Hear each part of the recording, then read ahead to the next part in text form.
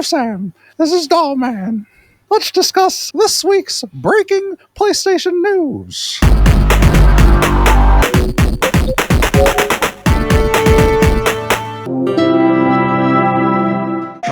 Hello and welcome to Triangle Square, the PlayStation Podcast. I'm your host, Brett Beck, and alongside me, as always, is one Mr. Dollman. Hello, Brett. Hey, Chris. Chris is here, everyone, as always. And with that in mind, we are back after kind of a weird, I don't know what you call the last episode. It was just us gushing about Tainted Grail primarily, but it was, I call it a half episode because it was kind of like, we're going to get together and record something since we got a little bit out of sync. But you know what? We're back today, baby. We're back to schedule. We're doing it right. So if you're new to the show, first and foremost, welcome. We are a PlayStation podcast, but really we talk about gaming through the lens of being PlayStation fans. And what that means is, of course, certain games and things that interest us, but we just primarily do so through the lens of liking PlayStation. But we play anything, everything where it makes sense. And it's just all becoming increasingly easier to make that in one place. No, not everywhere. Because, you know, one of the games I've been playing this week, I talked a little bit about last week, is not available on PlayStation. So, you know, at least one company's not following Microsoft's lead. But stick around. We hope you enjoy the show. One of the things we like to do to get going on the show and kind of just glide into, you know, softly, smoothly, you know, rubbing Chris's thigh. Not me, just the conversation. Is Dollman's down there just giving you a little, you like that? What does it sound like, a weird Goosebumps, like, smut novel? I don't know why I did like a prepubescent newsy guy from the 20s. Extra. Oh, this is the news coming out of Diamond City. Why do you actually sound like, do you know the Muffin Man? Do you know about the beach things, Sam? The beach things? Not the beach things. He lives on the beach. Oh, God. Oh, this is ridiculous. All right, Chris. Let's start the show off in the way that we always do. I'm on a tradition of checking in on what we have been playing so that I maybe can find the next thing I want to play. You might be able to find the next thing you want to play if we aren't playing the same thing, but also so that the listeners might get something new on their radar or get something off their radar if they listen to us talk about it and it just seems like it's not catching for them. So you, at least in terms of what you put on our docket here, seem to have been a very non-ADHD man, or at least minimal so that you don't want to mention the other ones, and you've really been on one game. So I'm going to let you start it off because this is a game I've yet to start, but I did download last night because I'm ready. With that in mind, Chris, break us off into some Death Stranding 2. You know, what are your early impressions here? I want to give my early impressions without hyperbole, but I feel like that's kind of the point of this show.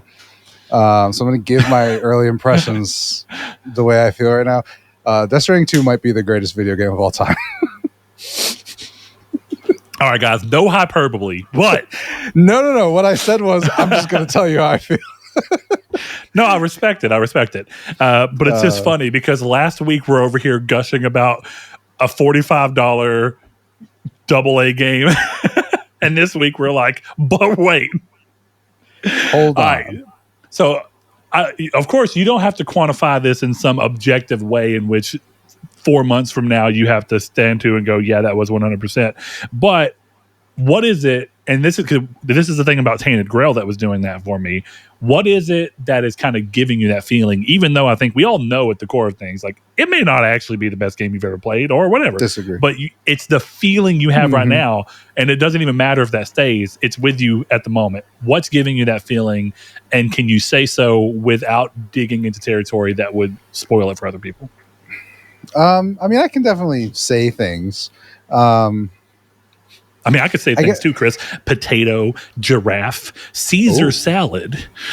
I'm a zebra guy. Those are my favorite animals. Giraffe meat on a Caesar salad? You think that the people in Africa be doing that? Be fucking up like, hey, man. That's like high-end African dining. Cuisine is giraffe neck. That's crazy. It's like the backstrap of a giraffe. It's just all They don't even kill the giraffe. They just go in and cut a slice out. And he's like, ow! It's a rack of giraffe ribs and it's 50 feet long. I think I need a doggy bag, bro. Dude, I mean, like, good. It's a game that I don't know how to talk about, because when you pitch Death Stranding to someone, it sounds like dog shit. Like, well, okay. I know that for crazy. OG Death Stranding. OG Death Stranding is really hard to sell to someone with words alone. It's not impossible, but it's difficult. But one of the things I've seen, so this is where we can start here. Mm-hmm. One of the big things I've seen is that this game is more accessible in the gameplay realm for people who didn't necessarily love the primarily locomotion-based gameplay of the first game. Do you think that is true? And if so, do you feel like it overly funnels you into action, or do you still feel like you can primarily play it like Death Stranding 1 if you choose to? I mean, it's a choice, because, you know, it's true for both games. Like, you could go through mules or you could go around them, right? So it's a choice. I think in this one, the action is way better. One of the things that stopped my, third Death Stranding playthrough that I was going to do before this was, like, I started fighting mules and I was like, I just don't want to. And in this, it's like, it's fun. There's a lot more stuff to it. I don't know. I'll preface this with, I mean, if you're worried about upgrade spoilers, I mean, I don't know how to talk about the game, but one of the things I really like is you get very early, like, the exoskeleton legs. Okay, yeah. So, like, I don't necessarily know what combo is like with what combat is like without those, but, like, one of the things that I think is crazy is, you can walk into a mule thing and you can do it full stealth. Like, there's silence machine guns. Sam can choke people out with the strand rope that he's got. But for me, like, what I love doing is just sprinting in, shooting people, and then Did you just tell me that he strands people to death? He does strand them to death. Wow. Death Stranding. Death strands them. Too. Continue. Sorry. No, it's good. I couldn't let that pass by. I mean, I had to know that I did not mishear you, because I do not remember that being a thing in the first game. Unless I don't remember if it is. I don't remember doing any stealth. I'm gonna be real. This sounds crazy to say, because I know that a lot of people are like, "Why would I?" Remember that there's combat in the first game, but when I think about the first game, I don't think of most of the combat. No, you think of the mountain. And if I do think of 100%. But also, if I do think of the combat, it's like the bomb. It's like the bomb. It's like the bombastic set piece fights, not the moment to moment mule fights. You know what I mean? Yeah. And so it's hard to, because I'm assuming what you're talking about is the moment to moment mule fights that are more commonly found are more fun than they were in the first game, right? Mm-hmm. Yeah. First of all, I sent you a video that made me laugh. You can watch it while I talk and you'll understand. So the way that it just works is like right now I have this ability where I can sprint, jump into the air, and then drop kick people from, like, across the map just because of the way I jump. And it's just so much more fluid to be doing these kind of things. Whereas in Death Stranding 1, I felt it was a lot more stilted. Sam, no. I gotta say, okay, just to quickly comment on what Chris sent me, it's just Sam being flung across the map at pretty high speeds. But I gotta say, that level of detail, the draw distance and the ability to notice the level of detail swaps, if they're there, was very impressive. I didn't notice anything crazy rendering wise. No, it is genuinely one of the most beautiful games I've ever seen too. Before I get distracted on the mules though, look, I just think in the end combat's better. You have significantly more weapons than I remember from Death Stranding 1. You've got shotguns, sniper rifles, 2 types of pistols. You've got melee weapons. I guess I won't spoil them because you get some from different types of enemies. But, like, the thing is, in the end, Death Stranding 2 still boils down to delivery simulator. It's just so dynamic. And it was to the point where, like, So this goes into one of my actual complaints about the game, which might sound crazy to people who don't understand, right? If you're not woke about Death Stranding, you will not understand What the this. fuck does that mean? Please continue. It means you've got dooms. One of the things that I really don't like about this game, and it's a very small thing, but I think you get a car way too early. So like one of the messages I just sent Blake was a picture of me climbing up a mountain, and I was just like, finally some good fucking food. It was that feeling, because for the last 30 hours of the game I've just been driving to places, and like it's not perfect. Like there's a lot of times where I'm like, okay, if I had just driven or walked here, I probably wouldn't have taken this damage and I would have gotten a Legends of Legends S plus, But like, as we've talked about during the Call of Duty conversation, right, I want to just get places, like I want to get there. But the magic, like we'll talk about Death Stranding 1 because I can spoil that to a degree. When you crest the snow mountain and Low Roar starts playing, it's one of the best feelings that you can really get in a video game, right? Just that the mountain crests, you see the facility you're gonna connect, and that song just plays, and that's one of the better moments that I've had in a video game. And it's part of where it comes after, because it's you having to start up the mountain, which is a huge, like, whoa, this is a lot more difficult than the rest of this game has been. Yeah.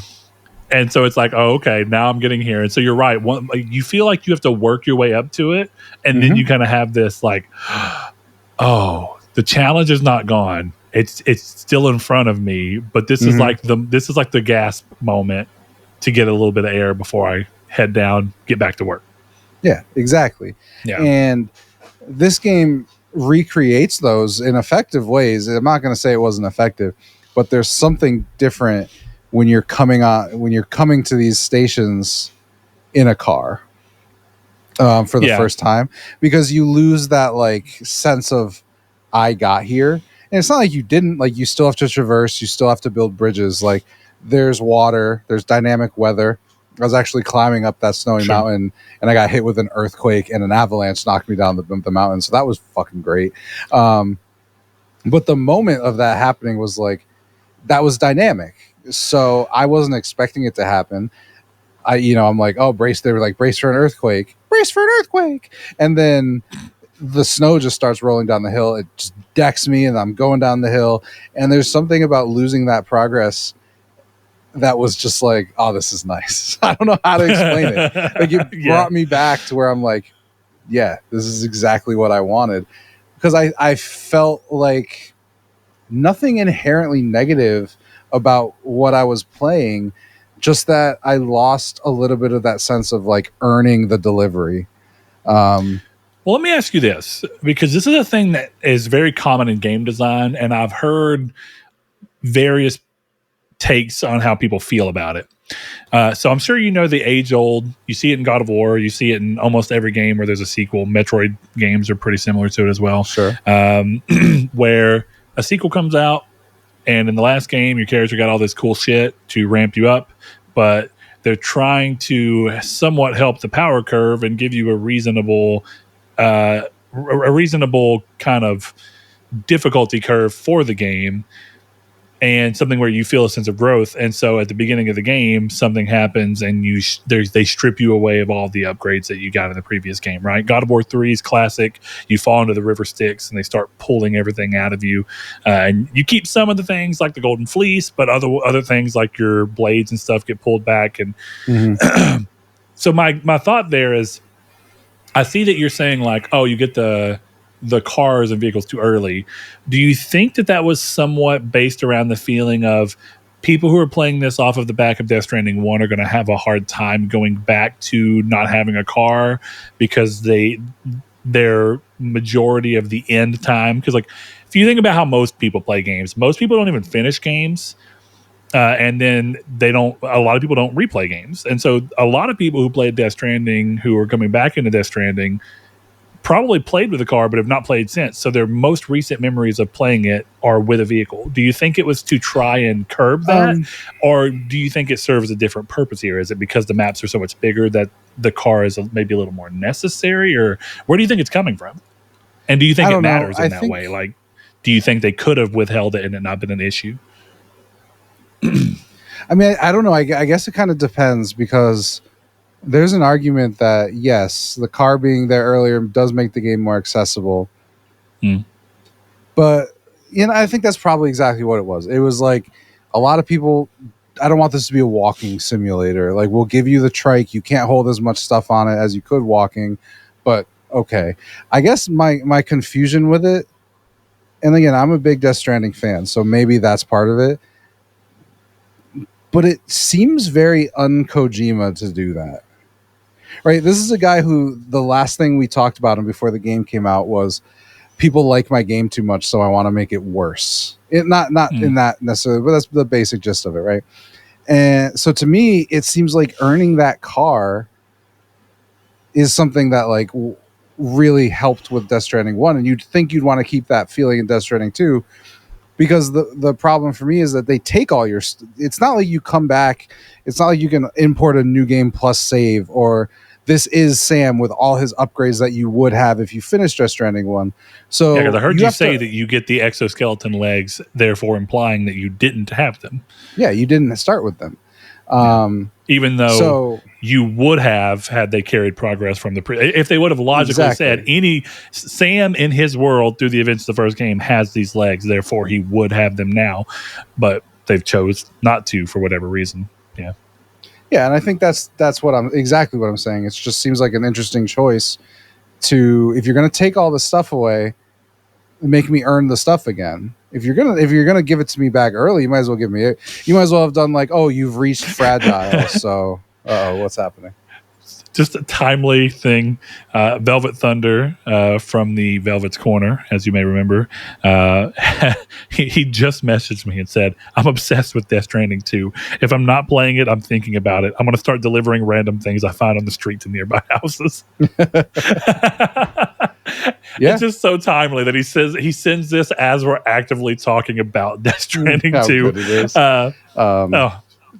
I mean, it's a minor complaint. I felt for a while that the game lost a little bit, just because it got to a point where I was like, all of yesterday I walked, and I didn't have to, and I think making me like have to give myself the feeling that I was searching for coming back to Death Stranding is a little weird. But again, it's okay. That doesn't take away anything from the game. I won't say too much more, because obviously we're not spoiling Death Stranding here. We have to do a spoiler cast when you finish the game. I don't care. We have to do it. The story is way better. It's way cooler. It's more beautiful. So there's some... I'm so excited for you to play it. I can actually just like talk to you about it, because there's moments with... This isn't a spoiler. Like, everyone's seen the trailer with Neil. I'm assuming you have too. The bandana guy. So everyone's seen Neil. The introduction, you've seen his introduction in that trailer. It's just so much cooler in the game. All the stuff with Higgs is really cool. The stuff with Lou is really cool. I like where that's going. I just actually got to the scene from the first trailer with Higgs, of him with the guitar and all that kind of stuff. I just hit that scene. I was like, this is the coolest shit I've ever seen. Like, I don't know how he comes up with this stuff. Well, and I'm going to ask you a really important question, because this is something that's really difficult to go through. Do you think that it's winning you over because of the flash and flare, or do you think that it's winning you over and then the flash and flare just adds on top of it? I guess what I'm trying to get at is, how much do you think that the flash and flare and the weirdness of his ideas are just to falsely pull you into being interested, versus how much do you think that the weirdness of his ideas that lead to their flashiness are part of what's intrinsic to how interesting his ideas end up being? I think because it's part I do of think what's some people intrinsic. think he's specifically just like a shock director at times, like in the sense that he just does. No, because I don't think anything in it. I don't think anything in it is shock. Like, I feel like everything that I've seen that I thought was cool is earned. I guess I think my thing with that is that in my 30 hours, I've probably seen 20 minutes of cutscenes. So that's not a very good ratio if you're trying to keep me interested based on cutscenes. So it's just a good story. I want to throw it out there for anyone who this is not indicative of how you may experience the game.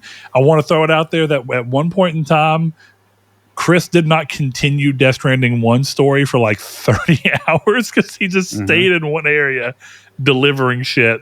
So him not seeing but 20 minutes of cutscenes in 30 hours may just be because that's how the game's paced, but it also may be because Chris is a madman and he's just delivering everything. Well, but I think the thing, if you're going to put up with, even if you mainline this game, sure, if you're going to put up with the gameplay of it, right, and at least embrace it, you're gonna spend the time to do the stuff, right? If you're going to engage in Death Stranding in a way that's not just watching the cutscenes, which I would tell you, if that's the way you want to engage with it, don't buy the game. They're on YouTube already. Like, it's not like you have to pay $70 to watch the game happen. And that's the thing with Death Stranding. I think it's the same in Death Stranding too. There's moments in between that give you more story and more context and small bits that aren't necessarily cutscene focused. Yeah. But you could get the story out of cutscenes. I'm sure you could get the same thing here. You know, like you get the beginning. You like. There's nothing. The only thing that I'll say about it is there's a thing that happens at the start of the game that I don't even know if it's a spoiler to say, but I'm not going to say it. That I didn't realize happened the way it happened until like 20 hours later. And I was like, oh, that happened to that character? I didn't realize that. So again, I guess it's up to you. It's like, it's very much, to talk like a fucking Gen Zer, it's very much a lot of hype more moments in aura, right? That's a lot of what this game, like everything about Neil is hype moments in aura. Like, okay, back to fuck up. What did you just say? Hype moments in aura? Yeah, I'm talking like a zoomer, bro. But like, I don't think I've ever heard this sentence. Then again, this is important. Chris sent me a TikTok yesterday, and I said, I don't have TikTok, so it won't let me watch it. So that's probably why. There's plenty of lingo I don't. Old man, you're a boomer at heart. I really am. I'm not too surprised. My grandpa did a lot of raising of me, and hell, I may even be a fucking before boomers. Oh God, I don't even know what the fuck that is. People from the 20s, drafted. Yeah. The irony in that my grandpa lied about his age to get into the military early. It's sick. He didn't even get drafted. He was just like, yeah, I'm 18. And the world had no way of checking shit. So they were just like, he says he's 18. Bet. Yeah, I mean, like, I fucking love it. The characters are really cool. I really like Rainey. I really like Tomorrow. That's Elle Fanning's character. I have a lot of theories about her. But yeah, if I keep talking about Death Stranding 2, I'm going to spoil something, so I'm going to stop talking about Death Stranding 2. But one of the best games I've ever played. Go play it. Death Stranding 2 is next up on my list. I'm excited to play it. But as I'd mentioned to you, originally my plan was to not play Death Stranding 2 until I was done with Tainted Grail. But, and this is important, I want to give them some grace here. For everything that I'm seeing, and this came actually as a result of one of their own updates. So this was kind of their own admission to a degree. And then I went to the Reddit and saw other people talking about it. Tainted Grail's Act 3. Okay, let me say this. Tainted Grail is a completely beatable game. You can beat it, play the whole story. But what I've loved so much about it and what it's giving me this like very specific feeling is all the extra side content that has been involved. Act 2 has some absolutely incredible content, both main and side. That's really cool. So I'm wanting to see that through. But much like my Baldur's Gate comparison from last time, Act 3 is a little rough, not only from the performance side and stability side, but also from a content side. It doesn't have as much content as Act 1 or 2, but there are plans to add more into it. So since I've been playing this game for like 60 hours and loving every minute of it, I have decided that once I got through with Act 2, which I have now done, and finished up all the side content that I could obviously find in Act 2. So right now I have no side quests left that don't specifically push me to the Act 3 region. With that in mind, I have decided to wait because the developers said that they are going to do a big update that will change both performance, stability, and content and add a bunch of cool stuff into Act 3 in August. And I believe it because so far, since I've even been playing, they've gotten to where, as they said their goal is to have weekly updates, but they'll get them as often as they can, maybe even a little bit more, maybe a little bit slower than that. And I was telling Chris, one of the big things that they've added, even since I've done it, is that they've reworked some of the game's UI and just threw it in there. And it took a little bit to adjust to, but I actually do like it more now that I've gotten used to it. So they're continuing to work on it. The game is doing better than they initially anticipated, which is awesome. And it seems like they are doing well. They're at almost 500,000 units sold, which is huge for a developer like that. I know this game wasn't that expensive. That's big numbers. The upside is that pushes them to keep working on it. And I think that we will get a fantastic game that at one point, whenever I go back to play Act 3, will hopefully just basically enrapture me in it, and I'll have more side content to lovingly seek out. So I've decided to give this $45 game a little bit of breathing room to kind of complete itself in a form that is more like what I want to beat it as, rather than just being able to beat it right now and go back to it. One of the things they're talking about adding is New Game Plus, which is also cool because I will probably actually platinum that game whenever that feature comes. Oh, wow. Yeah, I've gotten quite a bit of the trophies. I'm actually surprised how many trophies I've stumbled into that require very specific acts. I'm proud of myself. But I also know that by nature of it, there's a few trophies I can't get because of certain things that happen. That's just the nature of the game. It requires a second playthrough. Moving on, though, Chris, do you know what finally happened? What finally happened, Brett? My VR2 controller, my Sense controller, finally shit. came in, my replacement one. And I've been able to reawaken the beast that is my PSVR 2. So I cleaned it up, got the controllers charged, tested them. Everything's working great. My daughter hopped in and played a little bit of Vacation Simulator to make sure everything was working well. Then I finally hopped into a game that I bought over a year ago, maybe a little bit longer, Synapse. Nice. Synapse is super cool. Yeah, it's fun. Okay, so I didn't know how much of you'd played. I knew you'd played it. I really think it's a neat idea. It's a roguelite so that you can continue to kind of build through, but it's fast paced and the way that you move through is fun. I think the game is solid. And then once they introduce telekinesis powers, which is like one of the big things for the game, I think this goes to being a game that is so intuitive and cool to play that I'm surprised I haven't seen more games do it. This goes to the fact that the cover system for this game is so cool. If you are at a rock, you can kneel down yourself as the player. But if you don't want to do that, the game allows you to take your hand and it will context sensitive understand that you're touching the rock, and then you can grip the controller with the side grip and it'll grip the rock, and you can push your body down with just your arm to go behind cover, and then you can pull yourself back up with your gun in the other hand and smacking it down. Or if you want to, you can do the other hand. That way you have your telekinesis hand free and you can move things around the battlefield. And it may be done, but something about this game just gives me you can make a fucking sick Star Wars game in this with force powers. Because the telekinesis just feels like badass force powers. So much like you get on these platforms and then you kind of aim down and you look and you pull yourself up. And what I think makes it so neat is that the eye tracking of the VR2 gets to be a big play here. And most VR headsets don't have eye tracking. So I really think this is a cool feature because you can have the game have it to where to choose what you're doing telekinesis on, all you got to do is look at it. And so the eye tracking you can have a big cluster of things even off in the distance, and it can know that you're looking at the thing out in the back, even though it's a little bit behind this. And so you can just look at whatever you want to, grip it and pull it towards you, pull it away from you. There are explosive barrels that you can lightly grab with your telekinesis and move them where you want to or throw them. And then whenever you grab them and you pull all the way down on the analog or the trigger, then it explodes. So you can like lightly grab it, flick it over between enemies, and then hard grab it to explode it. The game is super fun. I think it's a really neat thing. The only real thing I wish is that it was a little more story focused. I do like that it's a roguelite. But for VR, I do really like when VR games are more story driven. So, with that in mind, I decided while there's some stuff on sale to grab Metro Awakening, a game I was very excited for, Alien Rogue Incursion, so I can try and play that. 2 story driven games that look like they do interesting things with VR. And then lastly, a game that I'm hoping has been updated. I'm going to do a little more digging, but it was cheap enough to be worth it. Vampire the Masquerade Justice. And it looks really cool. I've never played a Vampire the Masquerade game, but it's a series I know people like.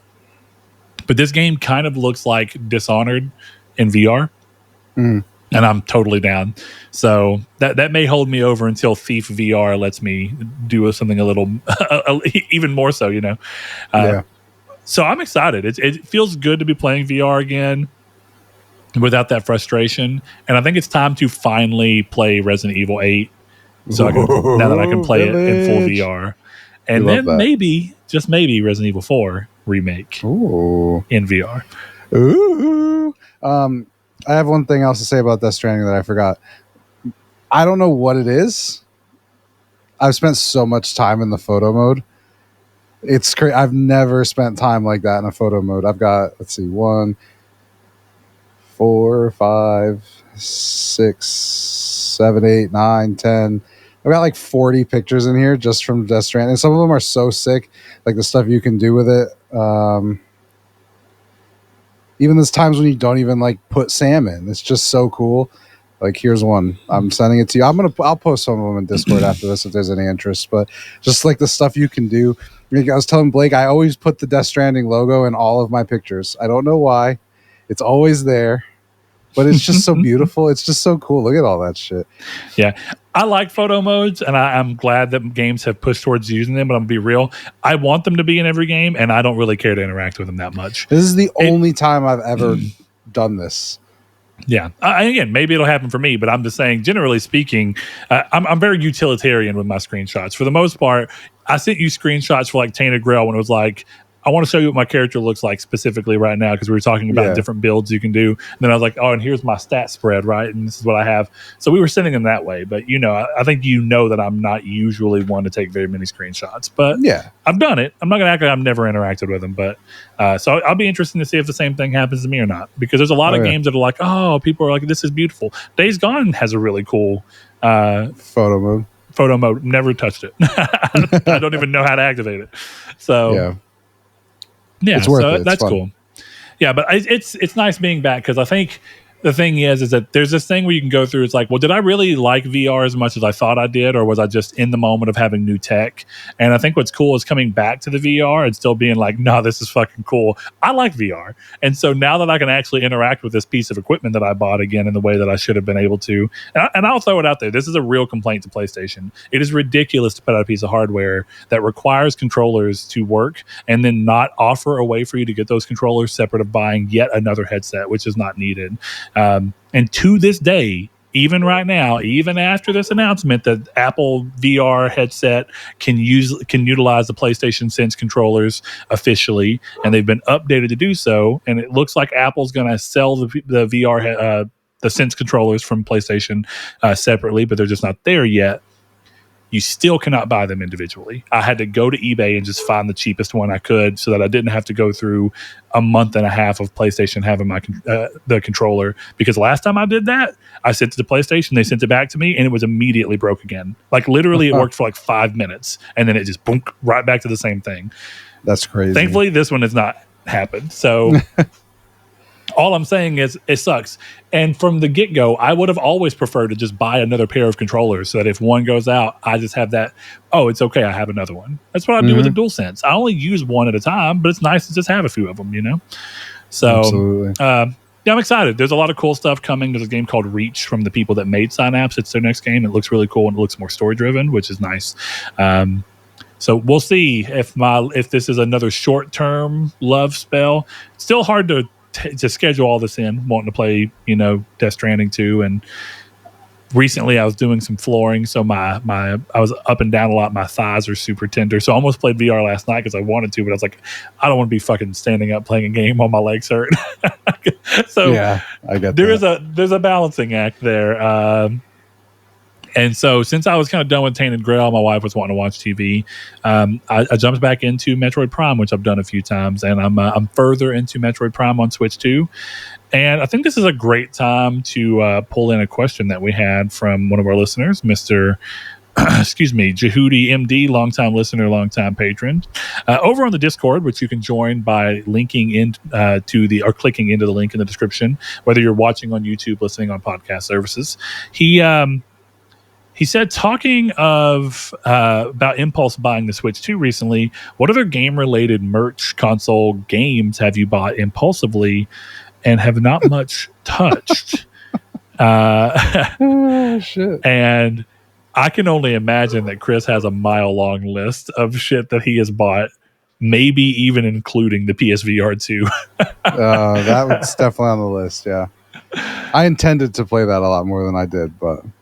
I think that we've said this before. I think you got that weird sickness from that golf game, and your body was just like, I'm good. I'm never going back, because I don't think you literally ever played it again afterwards. I did. I played a lot of Pistol Whip. That was one of my favorite VR games. That's true. You did like Pistol Whip. Yeah. But like Synapses. Oh, I never got to play that one game that you sent me that was like. I don't remember Fury? If you played it. Is that what it was called? We played it once. Oh, not Rocket Fury. No, we didn't even get to. That was when my controller stopped working. We were trying to play it, and we were trying, and it didn't work. No, there was a game that you sent me that was like a shooter game where it's like the person's like pulling themselves all over the map and flipping around, and I was like, I wonder how motion sick people get from that. Interesting. I'll have to check that out. You sent me. I cannot remember the name of it. I can't remember it. It may not have been a VR game. It may have just been a game that looked like a VR game. But I know exactly what you're talking about. Severed Steel, I think it was. I'm pretty sure that was the game. That one's cool. It's like a boomer shooter. That is 100% it. Yeah. Yeah. Not a VR game. You die. It looks a lot like a VR game. It does look like a VR game, but like its representation is VR. It's VR coded, as the kids would say. Hopefully that doesn't go over your head too. No, I know that one. That one just makes sense. Even though I'm gonna be real, the first time I ever heard that was actually in a completely different sense. It wasn't in something innocuous. It was about how the goblins are the goblins in the Harry Potter game were coded. Yeah. And I thought that's fucking stupid, but okay. Yep. So that's a good one. What else on your list, man? I feel like you've got a rich one. I've got a few. I mean, I've got tons of them. I think my biggest one's probably the Steam Deck. I think I would put that like the highest on my list. Really? You haven't gone back to it much? I don't even know where it is right now. That's worse. Yeah. Switch is up there. I guess it depends on like what you consider like an impulse unnecessary. Like there are games on the shelf behind me that I've never touched. There's games in shrink wrap. Yeah. And like I bought them to put them on the shelf with the one day I might play them. I don't think that's the same thing, because I think an impulse buy is like you buy it because you're like, I'm going to use this, I'm going to play it, and then you just don't. Like a good example of a game version of that for me is like Code Vein. I bought Code Vein because I was like, I'm going to play this. It's literally still in the shrink wrap. Yeah, I mean a big one. Honestly, one of the biggest ones for me is probably like.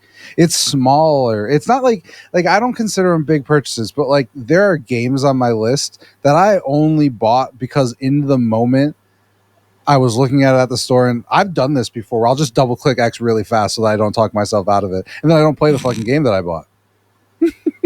That's pretty bad. Because you can't once it's processing, you can't stop it. So like I'll just be like bam bam, and I'll be like, oh fuck. Like I've done that before. But you did it on purpose. Like you did it with the express, like I can't talk myself out of this. I just got to do it. Yeah. And then as soon as you do it, knowing like, no. I was going to be pissed about it. I guess the biggest one recently, and this one was really dumb, even though I'm not like upset with the purchase. I bought the black DualSense Edge.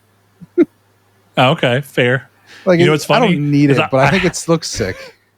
I have a kind of a dual thing. I have a dual answer here that's kind of around that. It's not something I actually bought, but I stopped by GameStop today looking for something completely different. I'll get to that. But I stopped by GameStop, and in one of the cabinets, first of all, I haven't been in a GameStop in a long time. They look vastly different.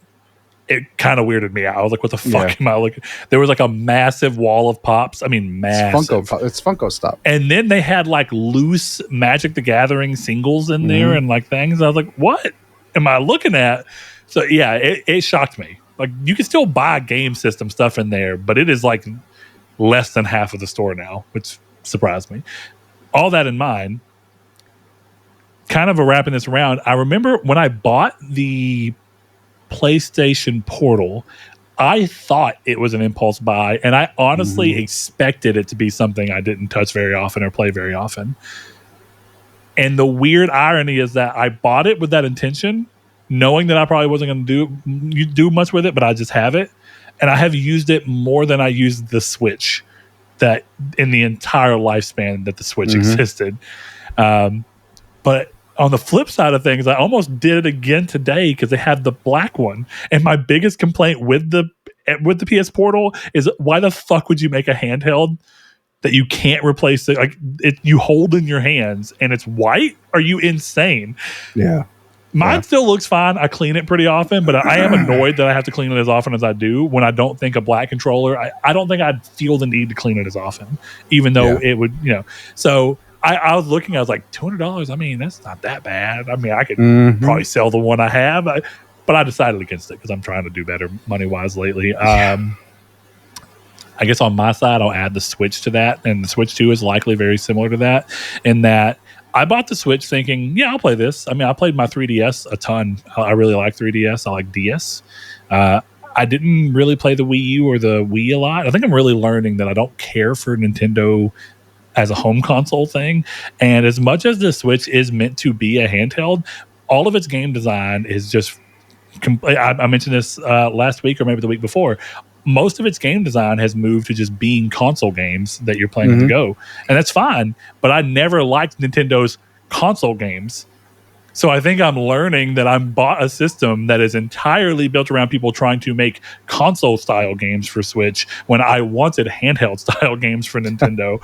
And I learned over time that for the most part, they don't do a good job at getting me when it comes to that. It's very rare that I end up liking one of theirs. And actually, the game I liked the most on Switch is a Nintendo Switch exclusive, but it was not made by Nintendo at all. And that's Astral Chain. I love that game. It's fantastic. I never played it. So I imagine that Switch 2, and I think this is funny because in his thing here, one of our other patrons, RMGO731, says, still haven't used mine. I will mostly just be playing Switch 1 games. And so far, most of what I've used my Switch 2 for is playing a Switch 1 game.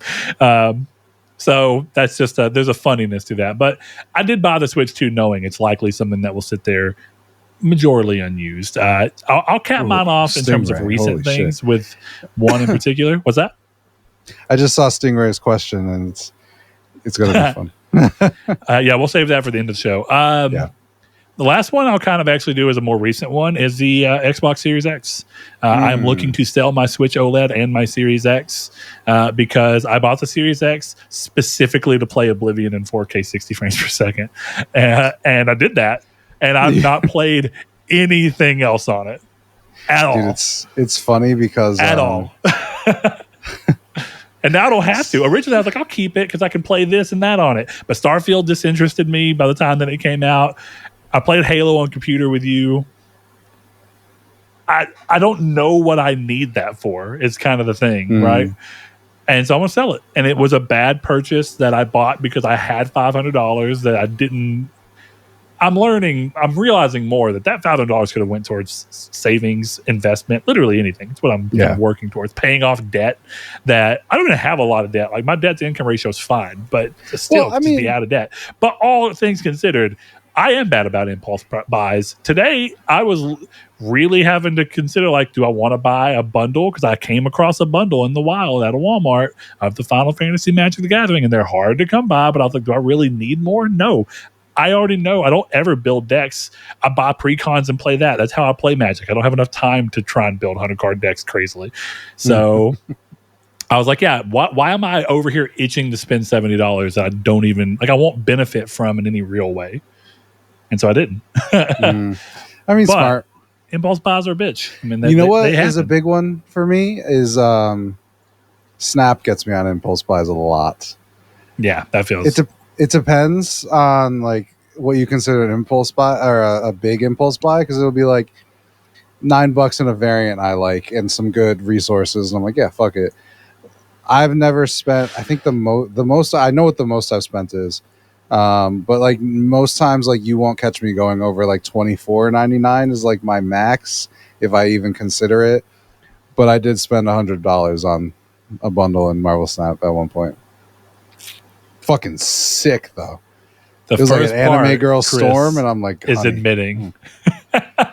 Oh, I've admitted it. I'm a fucking whale for Marvel Snap, bro. I see nobody plays. That's Marvel all right, Snap, Chris. Look, if our card game that we continue to trudge away on, and I think it's looking good, and we'll see how it's going. Anyway, I hope that we have a whale one of these days. You know, we definitely will. I don't know if we'll have me, but it'll be we'll you. Have someone. I'm the whale for us. I listen to our podcast and I buy our cards in store.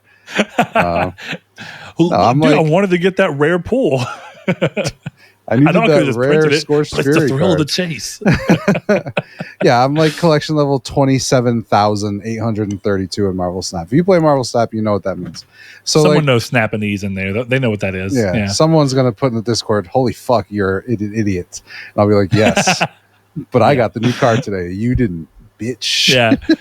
All right, man. Let's hop over into. I mean, news isn't crazy this week. Of course, this is what Chris deemed interesting, and we're going to go through that and see. Let me be clear. What this I all stretched looks like. for these. He stretched. Okay.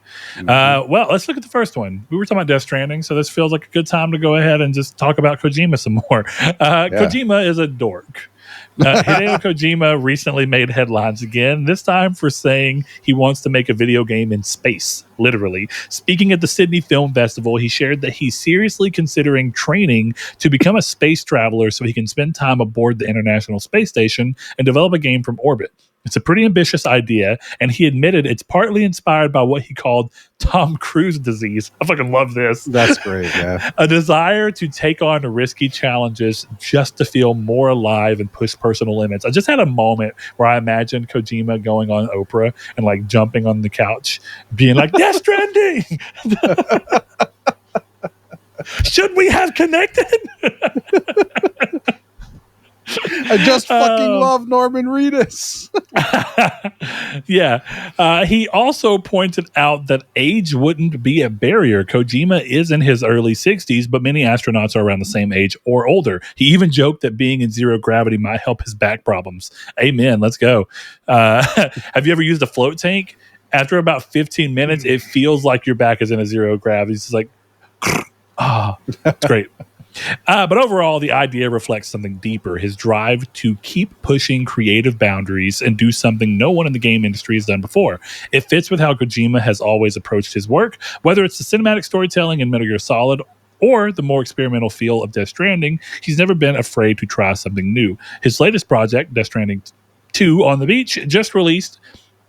And as you heard, continues that trend. This idea of developing a game in space might sound far-fetched, but it's also very in line with his constant search for new ways to tell stories and connect with players. Whether it actually happens or not, it's interesting to see how Kojima continues to think big, even after decades in the industry. He's clearly not content with repeating himself, and that alone makes this space concept worth paying attention to.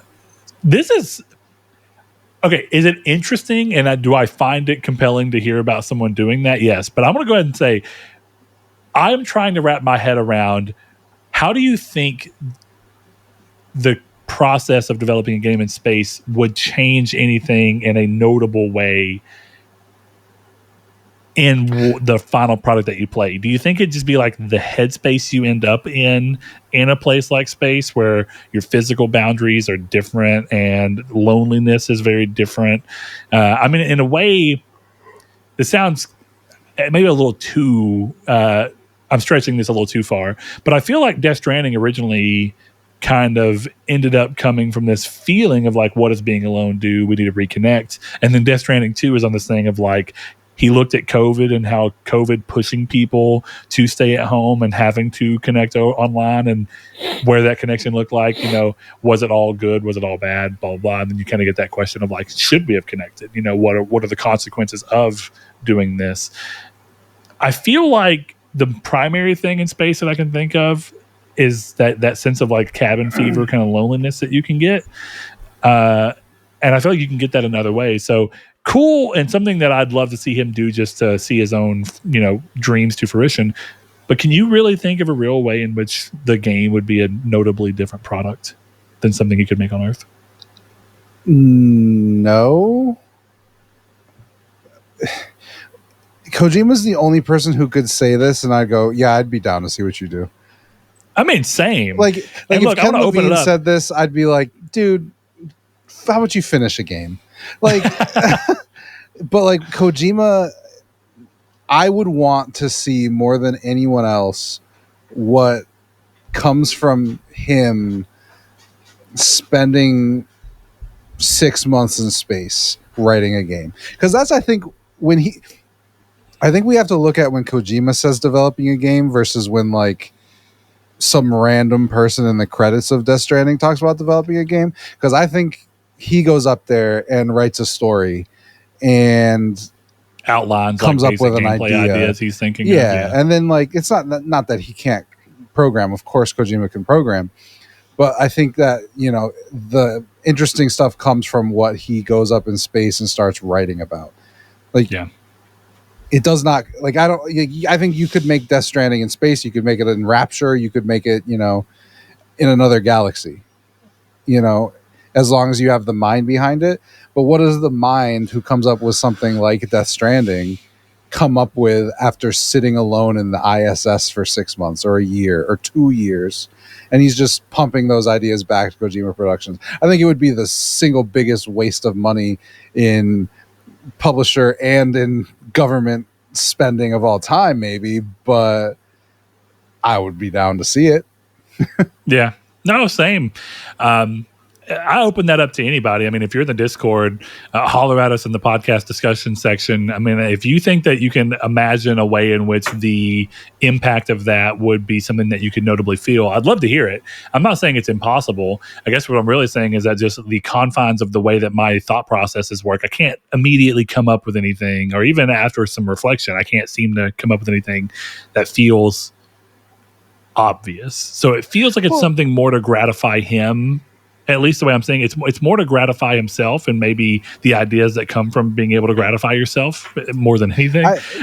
Rather than it being like, I don't know if going to the store and seeing on the shelf a game, and this is of course metaphorical in a time where most games are digital, to be honest. But okay, I'll change it. I can't see myself scrolling the PlayStation Store and seeing a art square that says "developed in space" and being like, ooh, I don't know that it would pull me. Now, of course, it pulls me more if you go developed in space by Hideo Kojima, but that's just because any game developed by Hideo Kojima pulls me more than a random game on PlayStation Store anyway. So it's a little hard to qualify. I would be more interesting if it was like Stephen King was like, I'm going to go up in space for a month and write a book. I'd be like, yeah, I'll read it. Joe Abercrombie, George R.R. Martin would not write a book in space.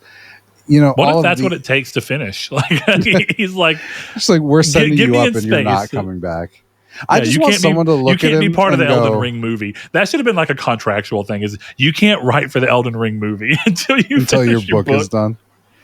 He doesn't have an ending, or he can't figure out the marine problem. Anyway, I don't know. This is just one of those like. I wouldn't have even necessarily put it in the news if it wasn't a slow news week, but it's funny. Kojima was a funny guy. Oh, for sure. If you're watching this on YouTube, hit us down in the comments. Let us know your weird, crazy way in which you can imagine that the game being developed in space. What game would you develop if you were in space? What would it be? And don't say horror game because that's too obvious. It's too obvious. Even though, be real, that seems like the most likely thing to happen.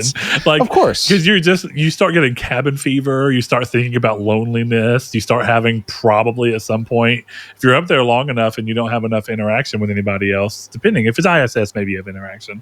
But I could see it being like, oh, I don't trust the silence around me. Suddenly, I'm writing aliens. What is that weird knocking? Yeah. All right. So next thing up, no day one on PS Plus. PlayStation has made it clear again It still won't release its first-party games on PS Plus on day one. This continues a long-standing position that contrasts sharply with Microsoft's Game Pass strategy. According to Nick McGuire, PlayStation's VP of Global Services, the company believes its current approach is working. That means we'll continue to see a handful of third-party indie games launch day and date on the service, but major first-party titles will arrive much later, typically 12 to 18 months after their initial release. The reasoning comes down to a mix of economics and branding. Big PlayStation titles like God of War Ragnarok or The Last of Us Part 2 cost a lot to make. Sony sees those early sales as crucial to recovering cost and justifying future investment in premium content. For example, Ragnarok didn't hit PS Plus until over 2 years after launch. Similarly, Horizon Forbidden West joined the service about a year after release, and even that was temporary. Sony had indicated they lost about $100 million doing this. Sony also wants to preserve the perceived value of its blockbuster games. Launching them on a subscription service from day one, they argue, could diminish the brand and reduce long-term profits. They see PS Plus as more of a discovery platform, a place to revisit older hits or try indies, rather than a pipeline for brand new high-budget games. That said, the door isn't completely closed. McGuire mentioned that they'll keep evaluating the right moment, quote, to add titles to the service depending on the game and how it's performing. But for now, if you want to play Sony's biggest releases at launch or near, you're still going to need to buy them outright. This policy raises some interesting questions, especially when compared to Game Pass. Sony is betting that people will continue to pay full price for quality, while Microsoft is pushing volume and access. It's a philosophical divide and a strategic one that's shaping how the two platforms are evolving. So, Chris, there's kind of a third thing happening in the background here. And while I know that PlayStation and Microsoft, therefore, or Sony and Microsoft, therefore PlayStation and Xbox, have kind of always been the way. I don't know if it's just that humans really like this idea of two faction, right or wrong. It's kind of a weird thing to go through, but I feel like I did notice at some point in time, even a lot of long-running franchises and games and even stuff in like the Japanese games kind of went from this like 3 important things to 2. Think of Pokemon. This is actually a realization I had the other day when I was thinking of early Pokemon games. They always did 3 games, right? And they were always based around the legendary trio. But here lately, most of the new Pokemon games have been 2 games, 2 main people that kind of go against each other, or kind of, are the dichotomy against each other. But where I'm kind of going with that is Nintendo is often left out of these discussions, and there's good reason for that. They clearly approach the market and have for a long time in a completely different way, whereas for a long time, PlayStation and Microsoft approached the market in a very similar way, and they still do in the fact that their hardware is very similar, but their software and approach to it is continuing to divide further and further and further. I want to get into the PlayStation Game Pass aspect of this, but I also kind of want to look at, do you see that Sony in a way is kind of riding a middle ground here, right? I would say that when you look at the 3 and you put them in a line, Sony is kind of in between Microsoft going all in on subscription services and doing things like this, and then Nintendo is kind of holding steadfast that all their games are $70, now $80 for a lot of them. You're going to pay full price. They never go on sale. You're going to pay for quality. The game will do well day one, be in a good shape. And PlayStation's kind of right in the middle, right? They value their IP very highly. They don't want to diminish its value. They want to make money off of what they put investment into, but they still want to eventually play into this more broad market of streaming and whatnot. So do you think that Nintendo's presence and Nintendo's choices embolden Sony to feel like there's no reason to see that people will completely move away from them if they feel like they have the option in Microsoft, because Sony can look and go, well, Nintendo is still right there with us, willing to make people pay? What do you think Nintendo's doing here? Winning? That might actually be the simplest answer. I think it's important to note, and I want to hear the rest of that too, but I think it's important to note, Nintendo does have subscription services, but they are completely opting for them to be about playing older games on newer hardware. Something that, again, PlayStation's doing as a tier of its thing, but continue. No, I just think that like I don't know. I think to me, Nintendo operates in a way that tells me that they want to make money, of course, but they don't feel the need to win the console war or the handheld war that doesn't exist. Um, they just want to make good games and sell them to the people who like them. Um, and I think that's a winning strategy.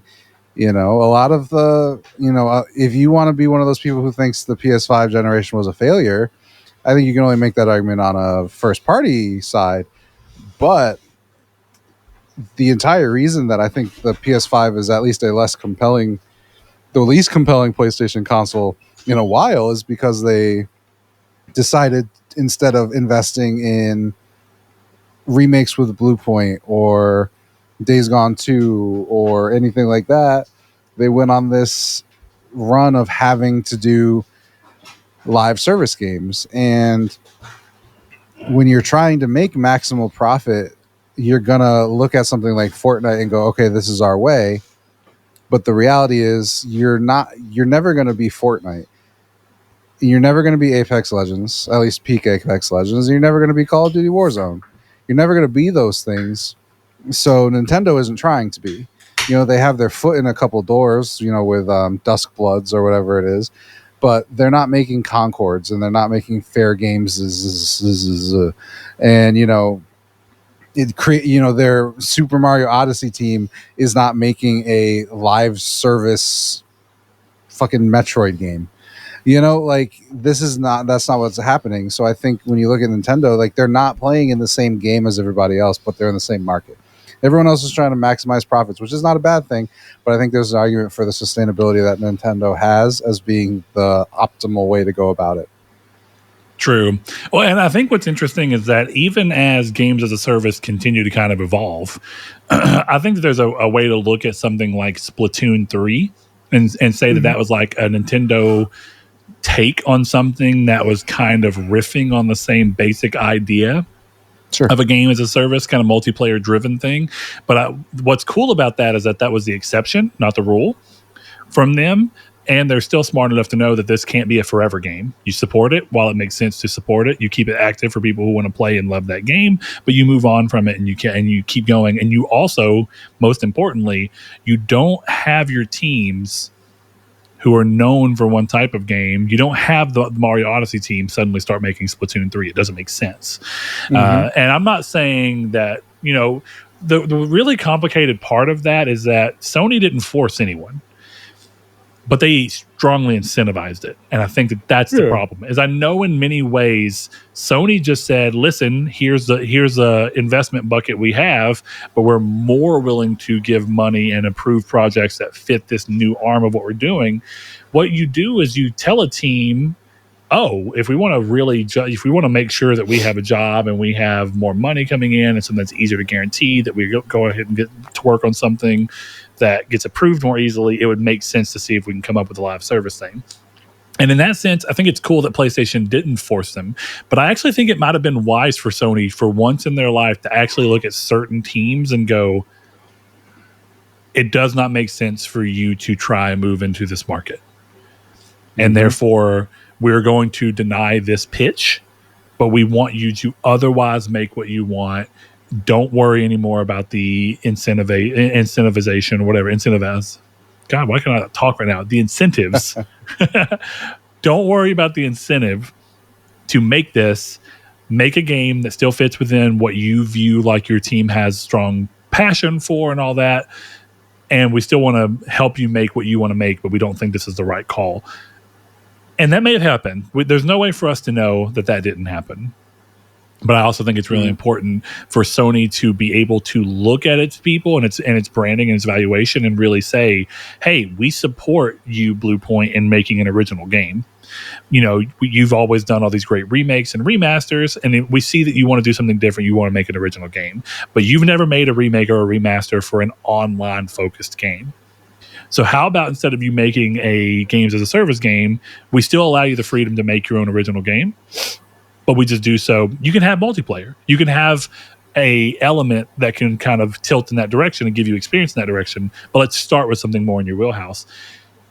I feel like there's real value in both. There's value in letting the creative teams make what they want, but there's also value in what I really do think Nintendo's doing, which is saying leveraging you for a type of game that's too far out of your wheelhouse is not smart for us from a business perspective, and it gives us a high chance of losing. So let's focus in on something that is more in line with what you want to do. But that also comes from like Nintendo's really big push towards making sure that they keep most of their IP alive. I'm not going to say all. There's plenty of IP from them that has been dead for a long. F-Zero has just been out there. Star Fox has not been very active. But, you know, they have new Yoshi games, which is just Mario in a way, but they have new Kirby games. They keep going. They make, you know, it's like you go through all those, and at least they still try to keep all their IP active and alive reasonably. Even you know, they try to make a new Paper Mario every now and then. They made a new Mario RPG. They make a new Smash Brothers game. You know, it's like they continue to push in a way that Sony's longest running franchise at this point is God of War. That is still actively being worked on, or has been worked on recently. Almost every other franchise did not move out of its console generation, which is crazy. So I think I agree with you, though. But let's scooch back. When you're looking at this and we're seeing them talk about this, you kind of even mention, right? You write this thing that Xbox and Microsoft are looking at volume and access versus PlayStation's. Do you think that's smart for Microsoft for how they've been pushing, and it's best for Game Pass people as a whole? Or what do you think's going on here? Because I think it's still been a while since Game Pass has grown notably. I mean, I don't know, man. Like, I don't think a company who made great decisions is putting their games on a rival console. Sorry.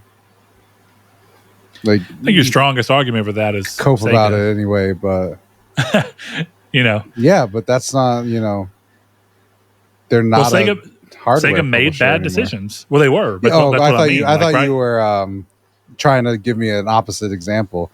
But no, yes. I mean more in the vein of what happened with Sega is that they made bad decisions in the market, in the hardware market, even with great games. And I love the hardware, but it was ultimately bad decisions and bad investments. And it was also a string of bad things beforehand, like going crazy with, which just goes to show, right? Microsoft is still suffering from the Xbox One issue. Doesn't even matter how good the Series X is or isn't. The problem is the Dreamcast killed Sega, or it was their final straw. But you know what? Most of the problem was that the Sega Saturn was supported so haphazardly and released crazy. And so it was just bad decisions from years ago catching up and finally putting a nail in a coffin. So it looks like it's the Dreamcast that killed them, but in livelihood, it probably wasn't. Well, and I think that kind of feels like what's happening here. I think it is a little less, there, strictly because there were no digital consoles. So for me, like back in that age, and of course fair. You still have to contend with like customer expectations and losing the customer's trust.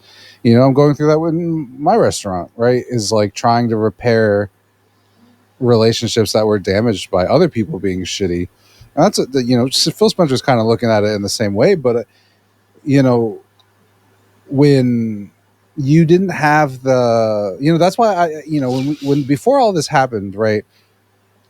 I had mentioned that Xbox was in a hard place because they in a way to look good for the customer, which again, I'm not sitting here complaining about pro consumer practices, but them introducing backwards compatibility and making it become like a necessary feature is why they died.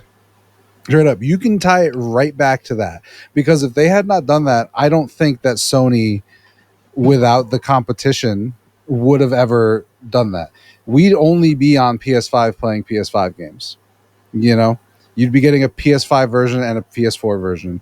That would be how it worked, because you'd have to buy the new game for your new system, right? So them really bringing to the forefront your library carrying to the next console, which again is not a bad thing, is the reason that like there was no reset.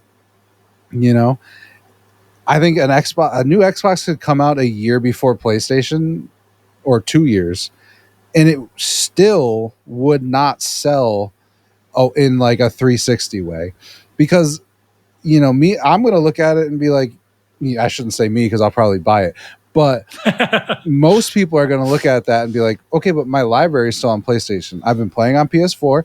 Now I play on PS5. Now I've got a library of 200 games that I'm not letting go. My library is thousands of games. I'm not letting that. I'm not going to an Xbox for what, Game Pass? I'd rather spend $70 than lose all those games by you going to a new console. So to me, that was always the canary in the coal mine. And it's at a point where it's just the way it is. I think in terms of Game Pass, looking at the news itself, Sony lost money doing it, and Xbox is third party. So there you go. I think my final thing to kind of wrap this up is I think to give Microsoft real credit, and I think it's credit for some, I think it's potential credit is really the best way I'll call this, is clearly Game Pass is great value right now, but also they're doing the Netflix model, which is low prices, a lot of offerings, get people in, and then continue to bump the price up as you put more and more content on Game Pass that you can only get on Game Pass. Which they're not really leaning hard enough into that, if I'm being real. I actually think the strongest way to get people to do it is, this is a really weird thing to say, but do you want to know a big reason why Netflix doesn't give a shit if people go back to pirating stuff? Because almost all of Netflix's content now is original content that you cannot get anywhere else. And therefore, if you get frustrated with everybody else and start trying to pirate everything else that still gets released in a more traditional sense, they're minimally impacted, and everyone else is different. Now, you compare that to Game Pass, and I think that's been a long-term plan, by the way, for Netflix. I think if you look at the fact that they really started 2016, kind of doubling down on making sure that they pay a lot of attention to their content quality. I think there was a point where the guy who's over it said they have to become HBO. Which is an interesting thing. We have to have quality content that makes people stick around, and that you can't get anywhere else because we've never been multi-distributed. I'm a little surprised that Game Pass doesn't do that, because the problem with making sure that you can still get things off of Game Pass is that it doesn't really incentivize anyone to stay with Game Pass long term.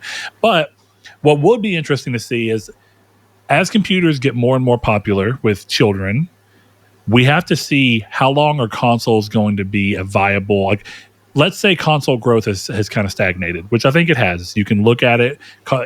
When's the last time you saw a console? The fact that the best-selling console of all time is the PS2 goes to tell you that console growth has not happened at such a rate where we're on PS5 now and there's been 300 million PS5 sold in the same period. That's just not how it works. It's a little inflated, though, PS2. It's a little. But it was the cheapest DVD player when DVD players barely existed. So. But let's even look at the Switch, right? The Switch does not have that thing. The Switch was the cheapest console for its thing, but the Switch is nearing and may even surpass PS2 if it hasn't already. It very well might have. But my point being is that even the Switch being a huge success is only hitting numbers of a console from 25 years ago. And all that to say is console growth has stagnated. Now, as long as console continues to at least stay in this thing, I think Sony's plan and what they're going through here works. But if console sales start to regress and that market starts to shrink as computer market continues to grow with new kids, if that is a thing that holds, I'm always curious to see. Kids are interested in computers. What's going to happen when kids join the workforce, and the amount of time and work that they have to put towards their day-to-day life creeps into how much time they have to want to mess around with stuff on a computer. It's also going to matter what kind of games are they into. If they still play online games, it may not matter. But to Microsoft's interesting point here, PlayStation and PlayStation Plus and all these games that they have, if console sales start to go down and they've not already pivoted to being on computer, Microsoft has a big head start in being Game Pass already exists. You're already on Game Pass. Game Pass is on computer. All the games you've been playing on Game Pass are on computer. Therefore, we already have a foothold in the market that's becoming the dominant gaming market over what was originally the dominant. And so it's kind of that continued thing of Microsoft has kind of got a long game here. But I think that there's a chance that it works out in their favor. And you see them taking some pretty risky moves with some of the things they have going on, like this new Xbox ROG Ally kind of partnership. They talk about there still seems to be a lot of potential that what does the next hardware for Xbox look like, and will it allow Steam games to play on it? And if so, what does that mean? There's been a lot of talk about that this week. People continuing to run this thing if Sony's going to block their games from being able to run on it if they can, which I don't know. Do you have any thoughts on? Do you have? From what I'm seeing, it doesn't look like it would make sense for that to happen. Well, they didn't. It's already confirmed you can play Spider-Man on that thing. Well, I know that, but I'm talking like legitimate Xbox hardware, which that is. The part of the conversation around that this week has been weird because Xbox is calling that a PC handheld. But then they say that then they're saying there's going to be new consoles and a console and a handheld that is not a PC handheld. I think it entirely depends. I don't see PlayStation caring about this because it's not a console. Yeah. Right? Like, it's just not. They don't call it a console. It's not a console. I think if Microsoft built a under the table, or not under the table, and under the whatever, under your TV box that played video games, I think Sony would have to have a harder look at that. But the question is, like, why don't they want their games on PlayStation? Right? If they want to be the dominant console, and it's all about being the dominant console and making sure that any other console doesn't have these games on it, then they need to block it. But if the thing to them is like, well, Microsoft's not making any money off our games, we don't care, then they're not going to block it. I don't necessarily think they should block it. That's kind of my thought, is that they'd go, the games that are hitting PC are older for us anyway. They've already sold through. They've already benefited our exclusive mantra. Therefore, they're hitting Xbox. We're just still making money off of them the same way we do on Steam. But who knows? I just think that's like a potentially dangerous choice, because you look, just in a business sense, as a player, like, I don't give a shit. Tainted Grail is one of my favorite games this year. So is Clear Obscure. Only one of those is, or Death Stranding too, but there's only one exclusive there. So I guess the point I was trying to make is that I don't remember the point I was trying to make. I'm going to be honest. I lost it halfway through, but I guess I just don't know what Sony is trying to do. Right? If it's trying to make the most money, then you say, if Steam's the one, get it. If we're already putting our games on Steam and you can just play Steam games on Xbox, I don't care. But Microsoft is $1 billion company, $1 trillion company, excuse me. So, like, I guess I don't really see why Sony would jump at the chance to be like, yeah, our games can play there, because you're not making 30% of $60, trillionaire. Like, that doesn't seem like, necessarily a selling point. Yeah. If it's in the back room and they're like, we know Microsoft's done. Yeah. We know all their games are coming to PlayStation. We'll let them have this workaround. We don't care. That's the thing that I see happening the most. Because the thing is, like, if you haven't captured an Xbox player by now, it's the same thing as PC, right? A lot of what they said is, we're not going to capture that audience. If you haven't captured the one dude who's still, like, fucking hiding in Xbox land and refusing to touch a PlayStation, you're not going to get that guy. So you might as well let him have Death Stranding 2 after a year or two. You might as well let him have Horizon after 3 years. If anything, I would say just extend the window. Oh yeah, you can play it on Xbox after 5 years. Fine. Like, it doesn't affect me as a gamer. It only affects me in a Twitter is entertaining way. That's the only that's the only thing that matters about it, is that I can scroll through Twitter and see people mad and people complaining. I find that exciting and fun. But like in terms of like what I actually give a shit about as a player, I think I advocated for Helldivers 2 on Xbox. Like it should. I think it should be there. So we're not that precious. In a way, I'm glad to see this because, as I've long said, I just kind of prefer the non. I think as things have continued to push forward in the streaming service thing, at least for movies and TV, gaming is a different market. I'll say that, but similar problems. I think games are easily piratable on computer. And so if you start pushing more people towards computer and you release your game on computer, you can kind of get to a point where if you start to piss people off and your things are all primarily subscription focused, and then people feel like all the benefits of the subscriptions are now gone, I'd rather just get the game secondhand for free or cheap or whatever you want to say. It seems like it can be complicated, but for me, I'm glad that Sony's sticking to this just because it fits in more with my purchasing habits and my purchasing wants. And I guess in a weird way, my broader want to support the people who are making the games, which is complicated because in a way that means supporting PlayStation, who's a huge corporation, which is not an individual. So in that sense, I don't care as much about what Sony gets out of it, but I kind of do care that the director for, a cool PlayStation exclusive gets, what he wants. And it's insofar as I hope that the development team for Tainted Grail get reimbursed for their work and their passion for their great work and passion for their game. So it's that kind of thing. But I'm going to move on to the next news. Before we do, I remembered what I was going to tell you. I was in GameStop for what is probably going to end up being a completely different impulse buy. I still have, so this came from my daughter loving VR and wanted to play that. And we started talking. I can't remember how we quite got there. We were playing ping pong. That's what it was. We were eating the other day, and she had her phone set up, and we were playing ping pong on her phone. And I mentioned that it made me think of the Sports Champions, PlayStation Move Sports Champions. And we started talking, and she was like, "What's that?" And I was like, "Oh, it's kind of like the Wii." And she's like, and I was like, "Yeah, it's like PlayStation's version of that is like a more advanced Wii controller, and you can play it on there." And she said, "Oh," and I said, "Yeah, I still got my PlayStation 3 and Sports Champions and my Move camera, my Move camera." But I thought, oh man, when I sold my PSVR 1, I had to sell both of my wands with it because it was necessary for control. And so I was like, I don't have any of the wands. And so I made sure. So when I went to GameStop today, they have these PS Move controllers for $7.99 each. Oh, wow. And I was like, fuck yeah. Because she was like, I want you to get the controllers because she wants to go against me in the ping pong mode, table tennis mode that you can do in PlayStation. And like I said, the Sports Champions. So that's cool. I think I'm going to have a huge kind of like a little nostalgia blast because I played the shit out of that game.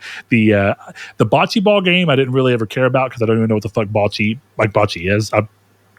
The game explains it to you, but I don't see what's compelling about it. But the Knight, like the Gladiator minigame and the table tennis minigame are fucking excellent. They're very fun. I played tens of hours of each of them. If I'm being really real with myself, I probably played 100 hours of each of them.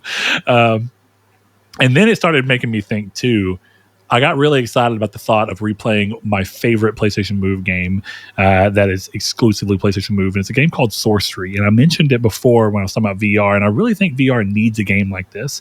It's a spell flinging game where you have to like memorize motions for spells. So you have to know that like throwing the wand down and then curving it up to the right. It's almost like, Skate, where it's like, if you want to do a kickflip, you pull down the analog stick and then flick up to the right. If you want to do a heel flip, you flick up to the left. It's like that for spells. And I always thought that was a really neat idea and it had a cool story. So I want to buy that. And I'm going to go on a little nostalgia trip and I'm going to see what that feels like. And I thought that was cool. $7.99. You know what's more weird? This is for PlayStation 4. The Move controller from PS3 is what they used because they probably had huge backstock on them. But more importantly, if you go to GameStop, they have two versions of this listed. They're the exact same controller. Nothing changes. Mm-hmm. But one is PS3 Move controller for $9.99 a piece, and the other is PS4 VR controller for $7.99 a piece. They're the same fucking controller. Why is the PS3 one more expensive? I guess because Move is considered older, therefore it's like, oh, it's a PS3 accessory, and PS3 is retro now, therefore retro price. But I was like, it's literally the same controller. I even showed the dude. I was like, look at this bag. Tell me one different thing in this controller. And he's like, I can't. And I was like, exactly. So I thought that was interesting more than anything. So I'm charging these up right now, and gonna pull the PlayStation 3, one of my PlayStation 3s, into the living room, and we're gonna set up in there where we have some room. We're gonna do some table tennis. Fuck yeah, dude! Table tennis is sick.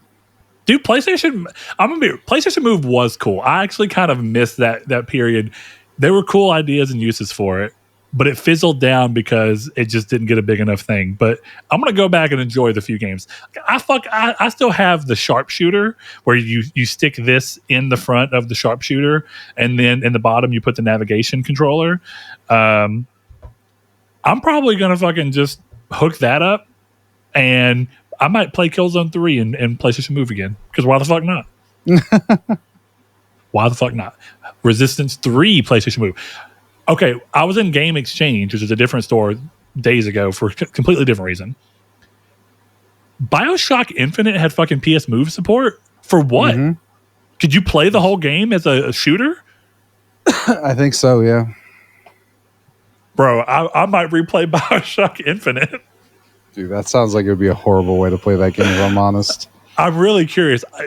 I don't know how that would work, because it's like a dual hand. Like, I don't know. That one's weird. Resistance and Killzone all make sense, but we'll see how it goes on. All right, next piece of news. Build a Rocket Grift. Build a Rocket Boy, the Edinburgh-based studio behind Mindseye, which you may have heard about, has reportedly initiated a mass layoff consultation after its troubled launch on June 10th, 2025. Under UK law, starting this consultation, set to last around 45 days, means the company is planning to cut 100 or more UK staff, which is about a third of its 300 UK workforce on top of 200 overseas employees. The rationale behind the layoffs ties directly to Mindseye's receptions. Critics panned it. The Metacritic score on it is 38 out of 100 on PC, and even lower at a 28 out of 100 on PS5, while players encountered persistent bugs and performance issues. Sony began issuing refunds comparable to the response of Cyberpunk 2077. And if you want to go a little deeper, comparable to Anthem. The combination of poor reviews and refund actions severely affected sales, leaving the studio financially vulnerable. In a public statement, Build a Rocket Boy described this decision as, quote, painful, emphasizing respect and transparency during the consultation. They also expressed commitment. Yeah. To who? Their backers? Right. Yeah. They also expressed commitment to continuing work on Mindseye, including patches and optimization, and pursuing their long-term vision. Now, here's one of the really weird things about this. If I'm remembering correctly, Chris, you can correct me if I am wrong. The whole idea here is that Mindseye was supposed to be a game built on this kind of Roblox-like platform that Build a Rocket Boy was wanting to work up so that they could do something Roblox-esque, where people could play the game and build their own games in it, and then you could basically go and ship them off. It's much like what Roblox does. There's officially developed Roblox games, and then there are games that you can play that come from passive users. So this seems like a really crazy choice to have your game that is supposed to showcase your bigger product not be a good show of the product that you're actually trying to buoy behind all of this. This seems truly crazy, and I think this has got to be something where their hand must have been pushed by shareholders who are like, we got to get this out so we can start making some money, something. Because this seems like a crazy choice to make knowingly and with no pressure. What do you think? Yeah.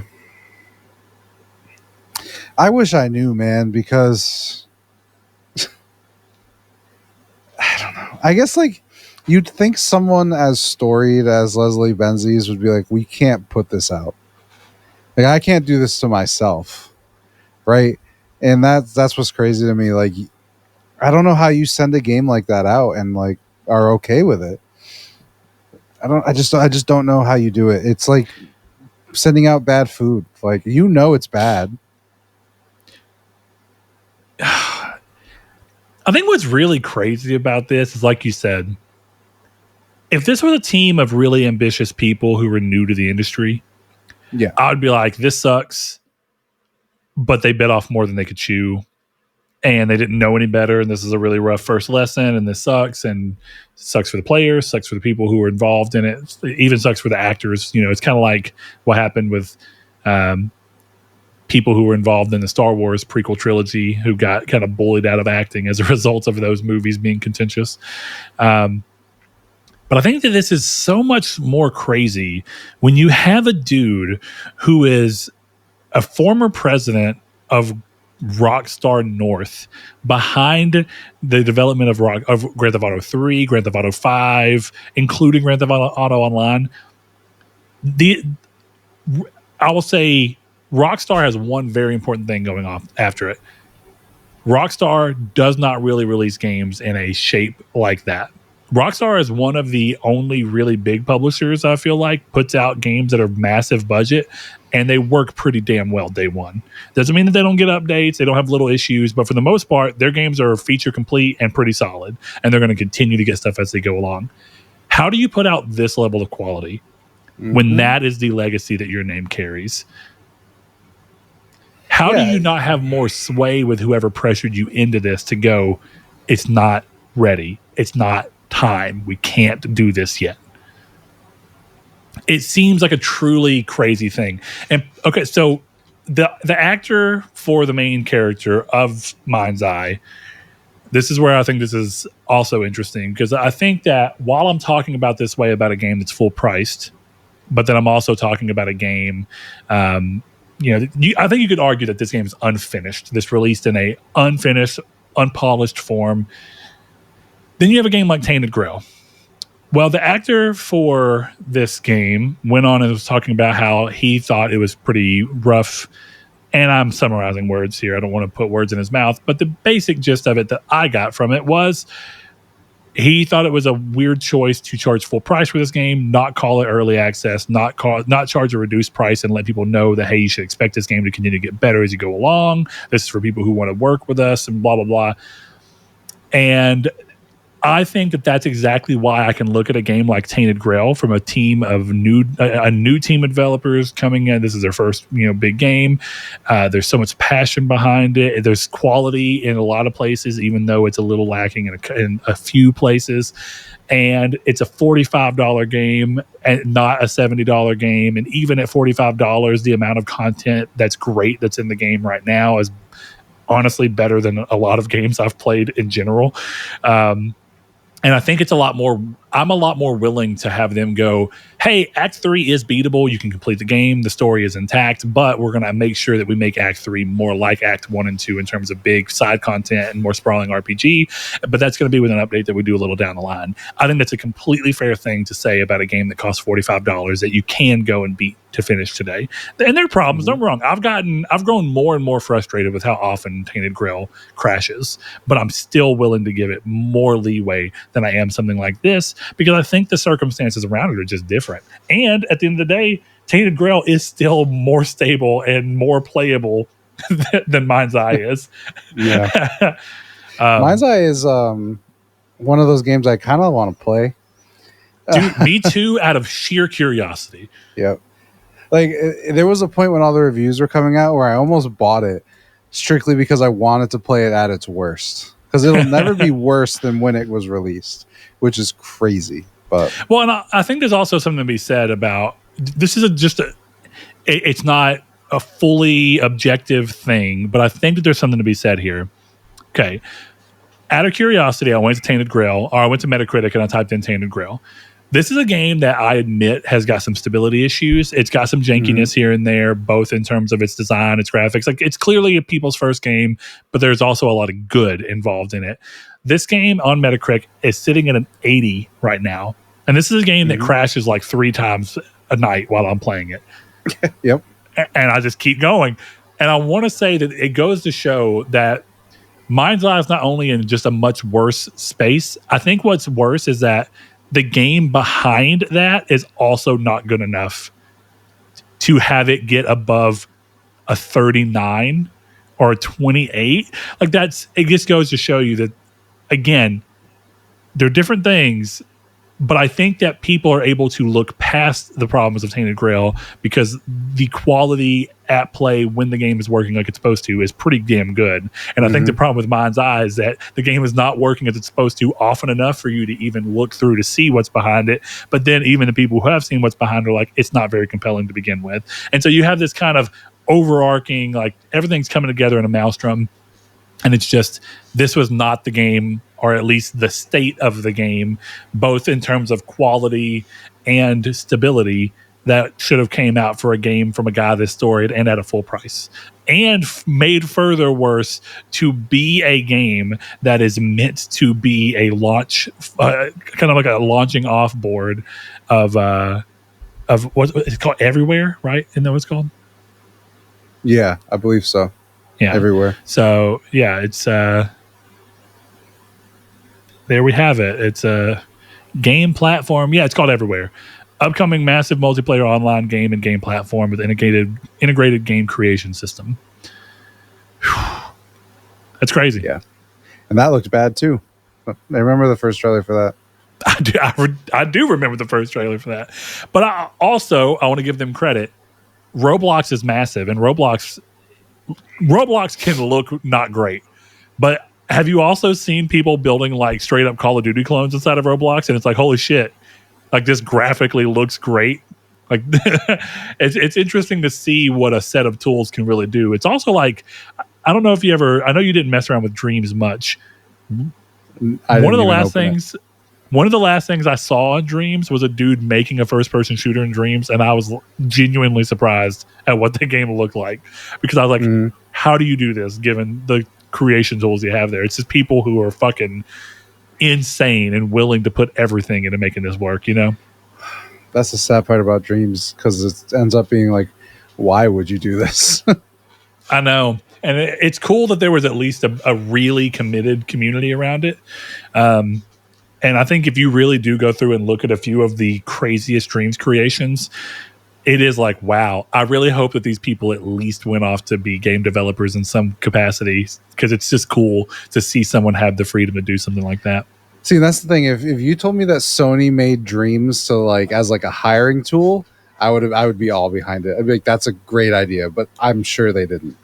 I'm sure they didn't either, but maybe they at least pivoted that way. Maybe they were like, well, Dreams is a commercial failure, but can we at least get some cool, like good developers who are creative out of it? Can we reach out to some of the people that were behind these and see if they're interested in working with us? Because it would be so cool. Instead of China Hero like Project, it's Dreams Hero Project. Well, like that's what I was about to say, is like it would be cool to have a game where it's like from Team Dream, a game developed entirely in Dreams. And like it's our next single player IP. That would be sick as hell. Yeah, I always thought that would be cool. But I also think it was a mixture of, they didn't want to push that enough. I always think that, I'm going to be real, I think a PC re-release of Dreams would have been smart. And I think secondarily, having a very clear Dreams app that people can download on PC and PlayStation, where all it is a hub for you to open it up, and then you can play games that are made in Dreams on there, but they're monetized. So someone can go, here's a first-person shooter that I made. You pay $5 for it. And dude, and I guarantee you, even $5, people would make some crazy shit for $5 just because they already find it compelling and interesting, and then they just have a secondary motivation. And I think it would have done a lot better had they figured out how to monetize the ability to make full games into it. But they just didn't push hard enough on it. I think this is one of those examples where Sony was not willing to support it to the degree it needed to be supported to maybe be successful. That's easy for me to say. Maybe I'm wrong in the long run, but I just think that it's a much more compelling thing when you can tell people, come play this, get a hand in game development, but also be able to make money off of it and, you know, live your passion so that you can slowly propel yourself into the actual games industry by cutting your teeth on something easier. Yeah, it would have been great. Well, here we are. Potential. Yet another similar thing that fails. But it was, you know what, man? It was just a dream. All right. We have Beat Trader starting June 2025. We had to pull some VR news in here somewhere. Beat Games will stop releasing new content like music packs and updates for Beat Saber on both PSVR and PSVR 2. The last DLC for PlayStation systems was Lady Gaga's track Abracadabra in early June. Looking ahead, multiplayer functionality for the PlayStation versions will also be discontinued in January 2026. Players will still be able to keep playing and purchasing older songs released prior to June 18th, and the game remains available for purchase with cross-buy support between PlayStation 4 and PlayStation 5. However, no future content or online play will be added for PlayStation. This marks a strategic shift since being acquired by Oculus Studios Meta in 2019. Beat Games has increasingly focused development on MetaQuest and Steam VR platforms, where they will continue to support and release new Beat Saber updates. The PlayStation branch is being quietly phased out. From a community perspective, reactions are mixed. Many PSVR fans feel let down, saying they invested in the platform and its content only to lose ongoing support. Others suspect the decision stems from low usage on PlayStation combined with higher returns on content sales elsewhere. I think I'm going to start with this one because I think there's a few things at play here. I think that it probably is that PSVR 2 did not blow up as much as they wanted to, but I also truly think that this is an issue where we've seen it before, that once Meta gets their hands on a company, they really want to use that company to buoy their platform, and they wanted to minimize how much they were doing it elsewhere. So I'm sure it's a little bit of a bunch of factors bleeding together and coming together. One of them being that there was not as many sales as there could have been, and that there's more opportunity for sales on PC and to continue pushing there without pushing against your own interests.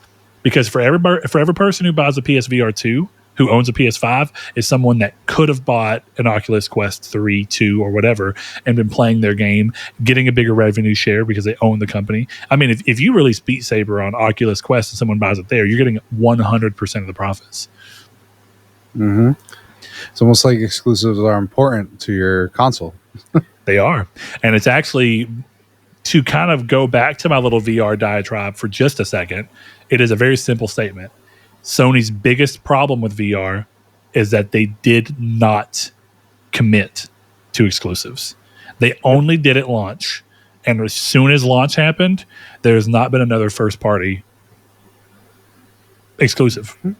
There have been games that are first-party that get the thing. I still think it's good that they're like Resident Evil 4 VR is only playable on PlayStation VR. Resident Evil 8 VR is only playable on PlayStation. Resident Evil 7 VR is only playable on fucking PS4 VR for some fucking reason. I don't get why Sony doesn't push to have that re-released for PSVR 2, but whatever. Point being, I'm not saying Sony's not doing anything, but they're not doing enough to make sure that they have games that are only playable on their platform. But this brings a secondary thing that's unfortunate, is I've held very little, but I've held a little hope that we might see Oculus wants to kind of branch out and be able to make more money off of their things, because Oculus, or whatever you want to call it, Meta Quest, did have a problem with money for a bit. And that's why we saw a lot of layoffs.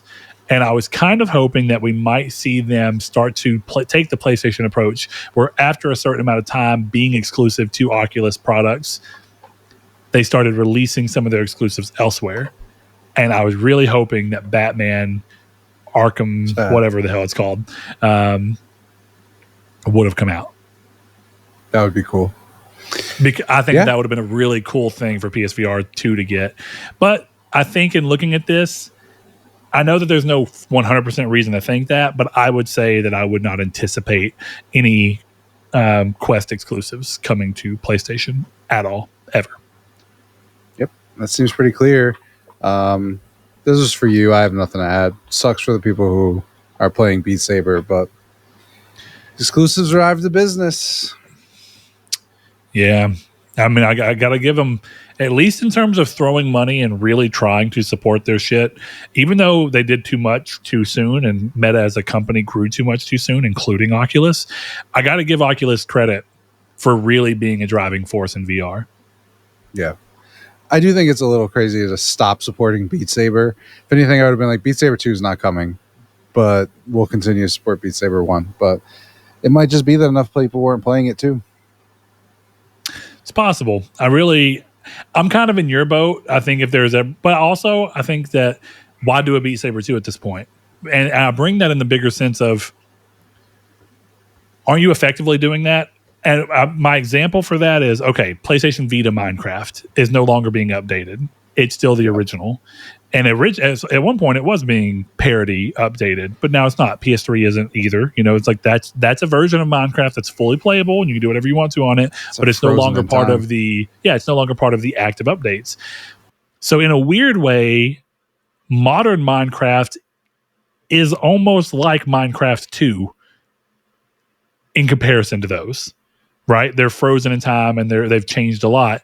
What are you really going to change about Beat Saber in a Beat Saber 2 when what we see right now happening is more games kind of being a forever game? If Beat Saber is successful, why make Beat Saber 2 when you can just keep adding songs and microtransaction people? People are more likely to spend, $10 on a song pack than they are to spend $40 more on Beat Saber 2 and then continue. You know what I'm saying? Yeah, I think the biggest thing there to me would be like, you've got a team of people who are successful, so you're not going to lay them off, but you're also not going to have them sit there jerking off making song packs. So like the best way to use your people is to have them make a sequel. I'm not entirely against what you're saying, but at the same point, I think, therefore, would you be interested in Marvel Snap 2? No, not necessarily. But again, it depends why, I don't think Marvel Snap is the same way, but I mean, again, it depends. Like, what are they adding to it? I was not behind it, but I was okay with Overwatch 2 because it was supposed to have single player, which Overwatch 1 did not have. Canceling it effectively made Overwatch 2 the same game as Overwatch 1. Yeah. So I don't know, but here, who knows what they're going to do? If they do, I don't know, a fucking single player campaign, maybe there's something there. I don't know. I'm not a VR guy. I don't understand what you're adding to a dancing game that requires a sequel. But Just Dance got one every year, so that's why kind of it's true. But that's also kind of my point, is that anything that they'd really want to add to Marvel Snap to make it different, they can already just add to the current app. So you just keep updating it and continuing to milk that crowd. There is an argument that the code is so old. Sorry, Jesus. The code is so old at this point that they're just going to reset that code. It's new architecture, new next gen version of the game. I'm also going to say the back end. So I think PSVR 1 support being axed, I think that's completely reasonable. Yeah, I would agree. I think PSVR 2 support being axed is questionable because PSVR 2 is still a new headset with support continually happening. Like, PSVR is not getting new games at all, but PSVR 2 is. Actually, there's a shitload of PSVR 2 games coming, actually. I don't know that Sony will ever make another VR headset, but at least if you buy PSVR 2, you are not going to have issues having games to play. Right. So there's at least that. But that's why I think it's funny. Like, this is a thriving community. I could see why not wanting to keep bothering with PSVR 1 updates and support and everything could be there. Definitely multiplayer. But I don't see why the PSVR 2 aspect is. This is where I get that idea that this is more about having something that's truly exclusive to your platform and being able to buoy that and saying, no, we bought them after this game was already out elsewhere. We supported it for a long time, but moving forward, they are a resource for us, and we want to completely back them on what they're doing for us and help them push us further along, because this is a relationship. And PlayStation being involved in that relationship no longer makes sense. No company would ever come out and say that because it's just not good PR. But ironically, it's the exact type of PR I prefer. I would rather them just legitimately say, listen, we bought, but what is it? Whatever the company is, I can't. Well, we bought the studio for Beat Saber for a reason, and we supported. They bought them in 2019. We've supported you for more than 5 years elsewhere. We think it's time to move on and have them be a resource exclusively for us. I think that's a completely reasonable statement, even though most consumers would not be reasonable with their response. True. So that's crazy, but I mean, that's the world we live in. So I am curious to see, and this is really far, like kind of encapsulating the next 10 years. VR continues to kind of just be in this weird space. I'm curious to see how relevant VR is as a whole in 10 years. If it's still basically the same size as it is now as a market, I imagine that it'll stick around because there's people that are just willing to interact with it. And it's big enough to sustain itself. But I think people will have given up by then that VR is going to be some kind of actual market that will push up and rival traditional consoles in any real capacity. Yeah, which I'm leaning on thinking that that's probably what's really happening here. Yeah, I don't know if I would have ever said they would have taken over or anything. Dude, I just think there's too much to VR. I'm sorry. Like, I get that people like it, but I don't think it can ever be mainstream when I have to clear 5 feet of space in all directions in my room, and then I have to put on a heavy headset, and then I have to, while wearing those headsets, find the controllers that I put down somewhere, but not on a table close to me because I need 5 feet of space. Because now I've got to fumble blind, staring at like the floor of a cowboy western while I'm playing pistol. Are you ready, Chris? You put the controllers on your hands with the little straps, and then you let them dangle while you do everything else. Well, I find that ableist as a non-neurodivergent person, that you would tell me to come prepared to play VR. But just the reality of me is like it's the straps, it's the wires, it's the. Yeah. I really think take all that away from it. I think it's the first thing you said, and because I have the same thing. The area that I comfortably game and watch TV in is there's a table, like stuff for me to put drinks and my feet on, and like it's comfortably accommodating. Therefore, there's things for me to leverage and use. But the moment I go to play VR, I've got to move my coffee table. Right, like where my PlayStation is, like I can't fully extend my hand, and I hit the wall, and then I extend it this way, and I'm where I don't want to be playing video games. So like, yeah, I don't have I the get space. it, and that's what I'm saying. Like, it's there's a lot of good things about the changes they made for PSVR 2. Like realistically, like my studio here, if I got a long enough extender, and I have an extender on my VR 2 right now to begin with, like a USB-C extension. If I got a long enough extender, because the headset tracks from inside out, I could play it in a completely different room. So if I made the studio area here a clear 8x8 space, I could do room scale VR in here really easily. I'm not going to do that, but it's cool to know that I can. But it goes towards the thing of it is more work. It just truly is. But that's why, even though I like VR, I've never thought it as something that I thought would replace my games console. I always thought it was something in addition to, which is kind of like how I saw handhelds, right? Like I never saw Vita as a replacement for PS3 or PS4. It was just in addition to. It was another thing for me to leverage and use to play games and still interact with PlayStation's ecosystem. And in that sense, I think PSVR 2 is a good thing for that. But I think a lot of people, including Meta, invested all this money in VR because they thought that it would come up and rival traditional gaming. And I've always thought that was just a little bit too crazy of an idea. I know why they thought it. And I get, even on paper, thinking of like some Johnny Mnemonic style fucking VR surfing through, that shit looks cool and sounds interesting. But in practice, you're like, there's a lot of work. It's just, I don't think even something as simple as just standing while playing a game, that can catch up to you. Yeah, I just don't think it's a catch-22 because I don't think the tech is good enough to make VR something that could ever outtake consoles. And because the tech is not good enough, it's never going to catch on. So it's never going to have the audience for the technology to get to a point where it could overtake consoles. You know what I'm saying? So it's stuck in this place of like, oh, it's cool. Like, I loved my VR 2 the one day that I brought all my family over, and I was like, oh, look, you're in a kayak. This is sick. You're fucking in a kayak. I'm thinking I'm going to play that soon, by the way. Because it's a sick game. I had a lot of fun playing it. Yeah. But it was like, they put the headset on. They went around. They're like, oh, this is cool.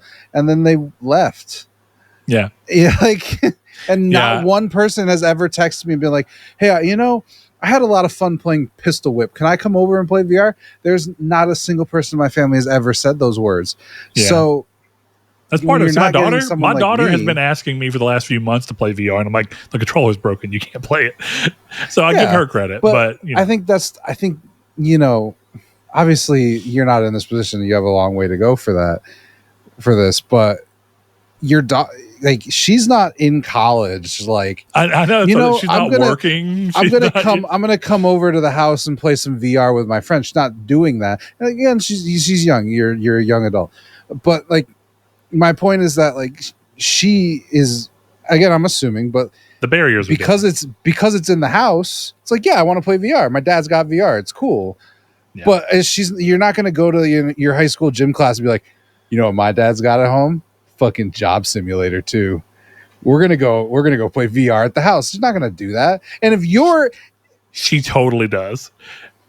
I'm not even kidding in the sense of I have caught her on multiple. Yeah, I've caught her on multiple occasions talking to her friends. She got a phone for her birthday. She said a few times where she's like, we've got Vacation Simulator and we can play VR. And the other day her friend was over and she's like, I want to play VR. And I'm like, Rose is about to go. I don't know exactly when her mom's going to be here. It's too late. We're not going to do it. But it was just interesting that she has that, which is more interesting because she's not even that big of a gamer. So actually what we might be learning is that maybe VR is more compelling to people who aren't already super into traditional games. Well, I think I don't know a better way to say it. I think a normie finds VR cooler than a video game. I think I agree with that. And I think that's you want to know why? Because most VR games are built around interaction that can only happen in VR, and it solves one of the biggest problems that people who don't play games have. I think I told you about this story with my wife. She's playing Stray, and her biggest confusion was that she could think of a way within the world of the game to complete the objective, but it wasn't coded into the game, so you couldn't do it. She was trying to knock a ladder over, but there's no physics for the ladder, but it totally would have worked. And I saw where her mind was going. I saw her circling this ladder and kind of doing this crazy shit, and I was like, you're trying to knock that ladder down? She's like, yeah, because if I knock the ladder down, it'll bridge this gap and I can just balance across. I'm a fucking cat. And I'm like, super smart. I totally get where you're coming from. You can't do that because the game's not made for you to do that. And she's like, what do you mean? And it is a hard thing for people who don't play games all the time. The hardest thing is telling them, oh, games don't just let you do anything. I guess but VR when I think does. about it, I think I could get any person in the world to play 10 hours of Death Stranding in VR. And I don't think I could take any person off the street and give them a PS5 controller and sit them down at my monitor and be like, you're going to love this. Yeah, agreed. But in VR, 100%. If Kojima announced a Death Stranding 2 VR tomorrow, I would order a PSVR 2 tomorrow. So, again, it's all about games. Take it that way you will, yeah. Well, one thing that you said that I think is really interesting, too, is you're talking about the wires. And I think one of the biggest things, I had a Quest 2. I think you remember that. I think I let you play Resident Evil 4 on it. Yep. The original Resident Evil 4's VR version. And I'll tell you, the most fun I ever had with it was when I was borrowing power from something more powerful. The thing is, I agree that the dream for VR is something like the Quest, where there's no cords and it's powerful and it can give you all these crazy physics and physics interactions and high quality graphics and high frame rates so you don't get sick. But the reality is that the only way to really get that right now is to plug it into something and borrow that power, or at the very least, like with the Oculus Quest 2 and I'm assuming Quest 3, you could do Cloud Link, where it was like trying to do it through internet. I never had great consistency with that. I prefer to just use the link cable and have a cable connected to me for like playing. I played a lot of Skyrim VR. I'm actually pretty bummed that Skyrim VR has not been ported to PSVR 2, but you can still play it on fucking PSVR 1. Point being, with all that, it's a situation where you have to have a traditional console or a traditional gaming device anyway, like a powerful gaming computer, to get the most out of VR anyway.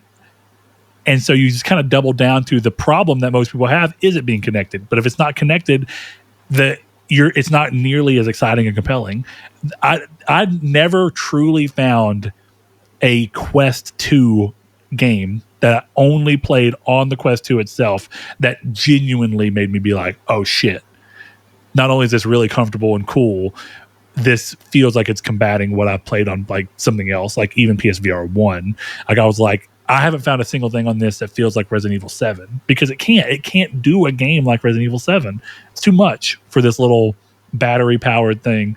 And so it's unfortunate, but it's the reality of that market. And I just don't think it'll ever be decoupled in a way that makes sense. Therefore it's a companion piece. So, oh well, we'll see what comes in the life.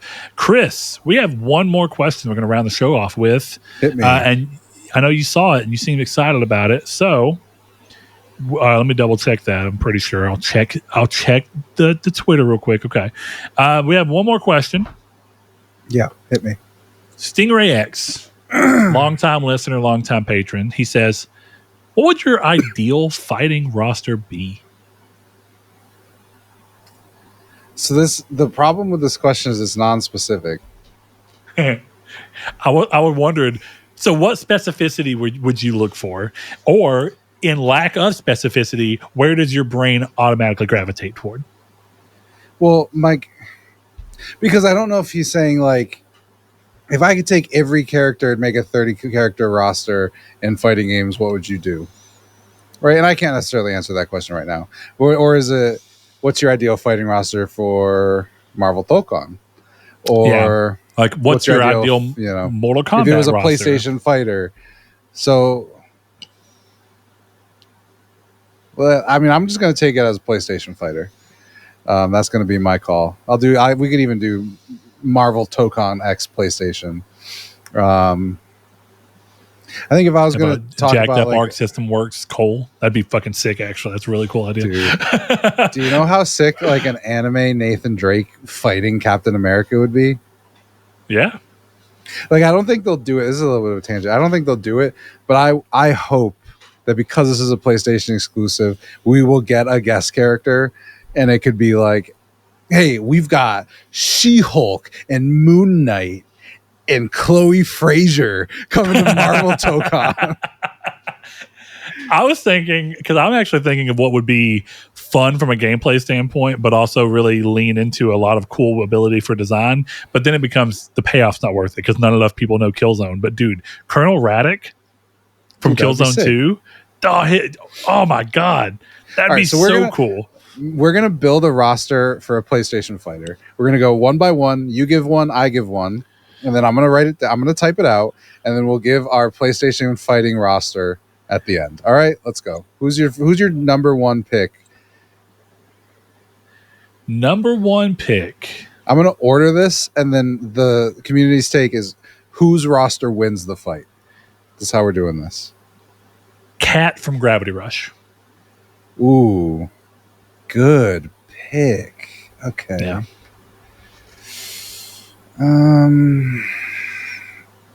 I can't remember the chick's name. In First Light. Oh, Chloe, right? Cat. Something like that. Rush. Starts with a C, I feel like. I feel like it was something like Fetch. Yeah, that's right. Abigail Fetch Walker. You're right. I got Fetch. That was a fucking pull.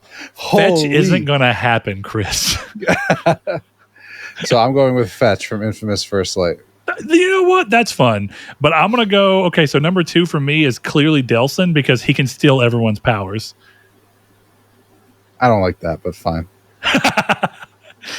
In a funny way, I am Fetch. And Fetch is going to happen. Okay, go ahead. It's my turn. All right, let's see. I'm going to take an easy one off the board. I'm taking Kratos. God of War. Obviously, that's fair. All right, Brett, who's your third fighter? You can get weird. You've got 15 fighters. We're making a 30 character roster here. Yeah, I'm going to get weird, and I have a really interesting answer that I think you're going to be surprised by.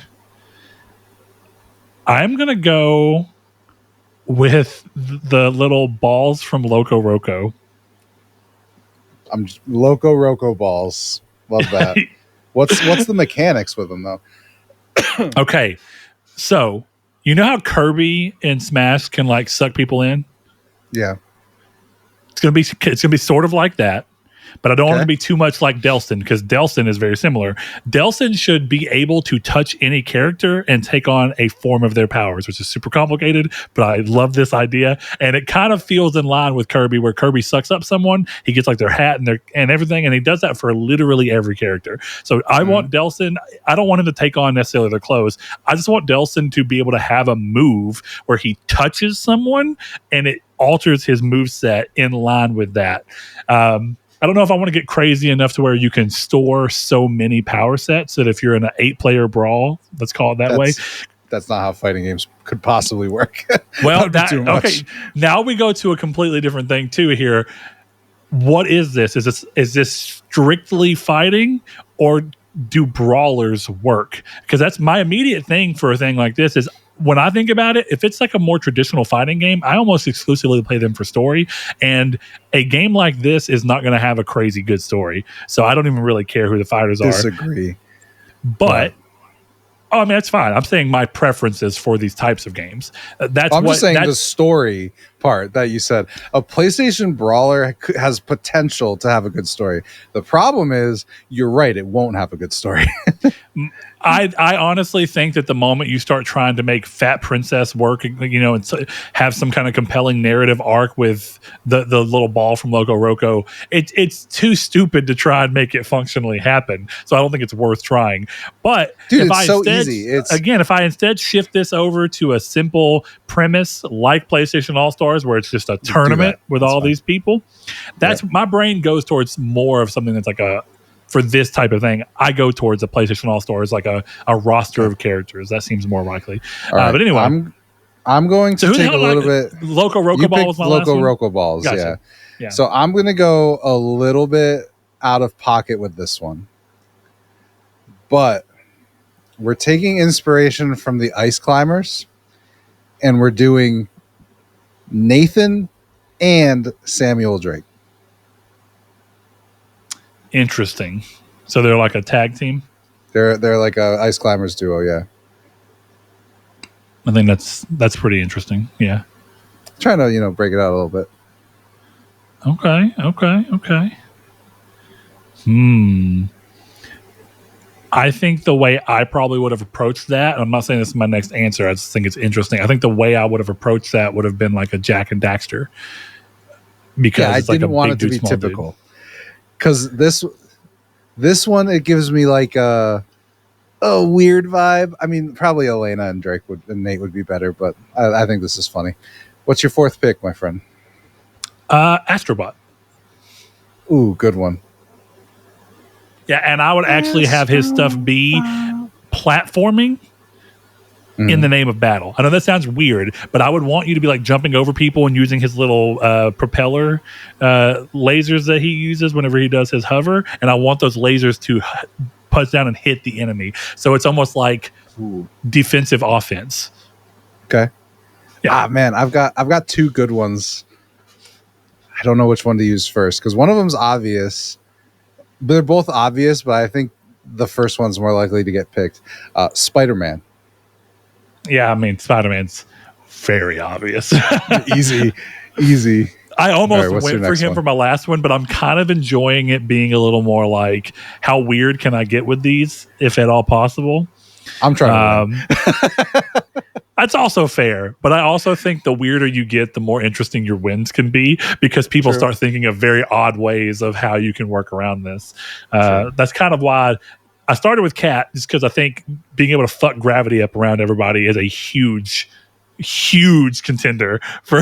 That's pretty cool. Yeah. Yeah, and then secondarily, Delson was my number 2 because of the fact that, technically speaking, his ability is to absorb the abilities of everyone else. And so mirror matches are interesting. Okay, in the vein of trying to continue to be interesting with what's happening, what do I want to go with? I'm going to go... Ooh.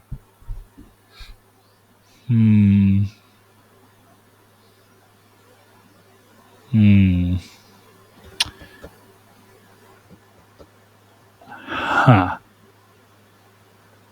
This is like a really weird deep cut. Just want to throw that out there. Go for it. Hit me. I want it. I love it. And you're going to sigh at one part of this, but I think my reasoning may pull you back into going, okay, fine. Sir Lucan from the Order 1886. Okay. And the reason being, I'm technically going to spoil part of the Order here. So unfortunately, this is how it is. Him being a knight. It's the Order. Yeah. Him being a knight, therefore having access to the black water, which can act as a healing agent. Mm-hmm. And just having generally, he's like a well-trained person, but he's also a half-blood Lycan. And I think that kind of gives you good representation for that series, which I love, but more useful variability. Because I think choosing Galahad is ultimately a bad choice in a fighting game. So Sir Lucan makes more sense for versatility. You're muted, good sir. I was so hyped that I almost got through the whole episode. But that dovetails nicely with my pick because I'm choosing not to go with the main character because I'm going with Higgs, Death Stranding 2. Oh, fuck yeah. That's cool. I haven't even played that game. I still think that's just cool. It's a neat idea. Yeah. Huh. I like it. Oh, okay. We're getting interesting with our picks here, I feel like. We've got a solid list. I like this list. I like this list a lot too. We need so here's the thing. We need a couple cameos. I feel like we got to each have 2 cameo characters. So 13 you're right. We got to start pulling out to cameos. the side. Okay, yeah, that's fair. I'm not directing you. I'm just saying we got to have some cameo characters. Okay. I have an idea for a similar but different take on the Ice Climbers thing. Okay. You ready? We can have multiple. We're good. Yeah. Well, similar but different in a very important way. Got it. Zach Fair. And his special mechanic's going to be that on his first death, he revives his cloud. That's good. Okay. I don't know how to write that down, so I'm writing Zach Fair, Crisis Core, and if you listen to the episode, you'll know. Okay. Yeah. We're gonna have to debate if this is actually a cameo or a PlayStation character. Ooh. But this was one of my obvious picks before Spider-Man, and it's Clive Rothschild. Ooh. Actually, I don't know Clive if that's a cameo. I'm surprised I didn't go that route. That's a really good answer. Thank you. I don't know how to remember how to spell his last name. I'm just going Clive. Dude, you just pulled your own Delson. Yeah, I didn't think of it that way, but yeah. He's not quite as broad as Delson, but you still pulled your own person who... I'm a little more worried about spoiling Final Fantasy 16. It's a great game to play Final Fantasy 16. It's a fantastic game. Game of the year 2023. I like your energy, though. I like your energy. All right. I'm going to go weird here, too. Okay, hit me with weird. We wanted to go towards cameo characters, but I'm going to hold off on that. And I'm going to slot in another one there's more of a deep cut first party. I'm going to do Iota and Atois from Tearaway.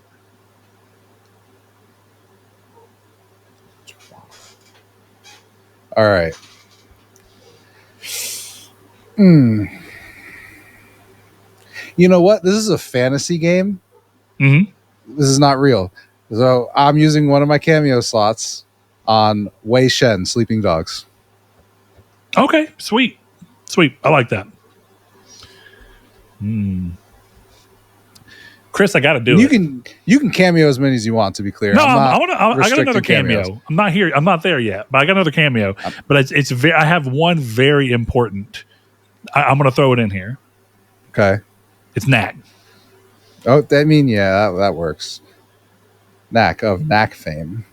Yeah, dude, Knack 2 fucking rips. Knack 1. Okay, look, I'm gonna be real with you. Knack 1 is a perfectly fine, solid game. Knack 2 fucking rips. All right, I'll try it just for you.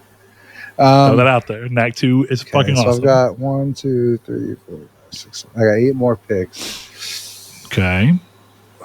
I don't know if I want to do a cameo character yet because I have an idea. There's no limit, so I'm going with a campfire. No, I'm not. It's not a good idea. I was gonna say the vampire from Vampire Survivors, but I don't think that's a good pick. I think it's a funny pick, but it is a funny pick. Yeah. Okay. I can't even remember the character's name to make a joke. The joke I was going to make. I got a joke too. Is what's funny. What was the blue guy from Concord? I can remember his name. I thought about doing a Concord character too. Ironically, that's not my joke, but I did think about it. All right, we're not going to do it. I'm going to take an obvious game that neither of us have said yet. I'm going to go with a different character here. You know what? I'm going to go super out of the box on this one. Okay. Hold on. I got to look up the name so I don't fuck this up. Oh, obvious. I remembered immediately. A clicker. Oh, yeah. I like that. That's like a deep cut where you get to pull the IP in, but more fun than just Joel. It's not Joel. Like Abby's obvious what her weapon is. Like we don't. But hey, it's okay though. Hey, it's okay though because you know my joke answer, which is not going to be my real answer. My joke answer was we're going to have another. Fuck it, I'm gonna commit. You're gonna go. My real answer is a tag team duo ice climber style like yours, but it's actually going to be about both of them, and it's going to be the chick from the new Hot Shots Golf and Joel. Jesus, should be her and Abby. I know, but I think it's more funny to have the cartoon juxtaposition with a golf club. Than it is, you know. I actually have a fun answer that is really deep cut, but I think it's a genuinely good answer. But I'll wait. Do you want to go 2 in a row? No, good. Not going 2 in a row. Let's see. I'm trying to think of some. Dart. Dart has been. I've been saving him, but I had a feeling you were going to go for him, and I didn't care if I lost him. I got Dart. We'll take that. I like that. Yeah. Okay, so my next answer is how many more do I have? I got a good one for my last cameo. Cool. But how many more do we have? You've got 1, 2, 3, 4, 5, 6, 7, 8, 9. You got 6 more. 6 more. Okay, I'm good with that. All right, my next one is going to be the character. I can't think of his name right now, even though I think it's there, from the game Puppeteer. Okay, the Puppet Boy. Puppet Boy. I think mechanically, super interesting character. You can do so much with that. Okay. I'm blowing the tank on this one now because when I came up with it, I was really excited. It's a cameo. Mm-hmm. It's Ben Starr as Jimbo of Balatro fame. It's me, Jimbo. Because think about it though. Think about how cool actually thinking about how you could play that out where like he throws out random Joker cards. That's what I was about to say. His ultimate is like you have to, dude. Okay, here's the pitch for Ben Starr as Jimbo. You get like a fucked up negative. It's no. It's easier than that. If you get hit or something, you can get a negative. But here's how the gameplay is: every time you land a hit, you get $1, and every time you land a combo, you get an extra $1 per hit in that combo.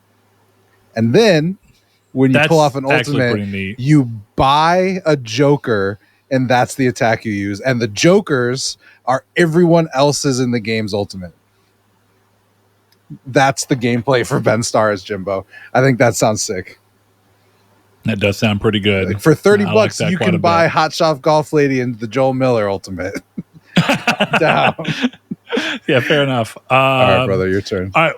I'm going to go with one that's more sensible before I go with my crazy one next that I think is worth it and interesting. But I'm going to go with The Hunter from Bloodborne. Damn, that was on my list. That's a good one. Yeah. Okay. I don't know if this is too out of pocket. No, I'm not going to go that way. I don't want to do something like Parappa the Rapper. That sounds boring. Yeah.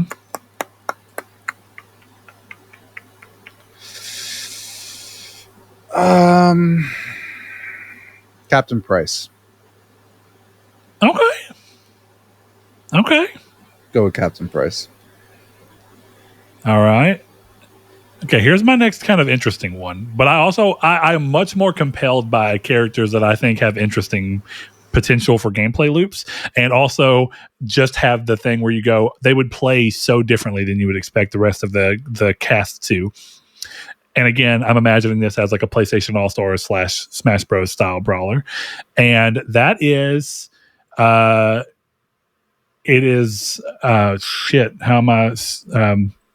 Mod Nation Racers.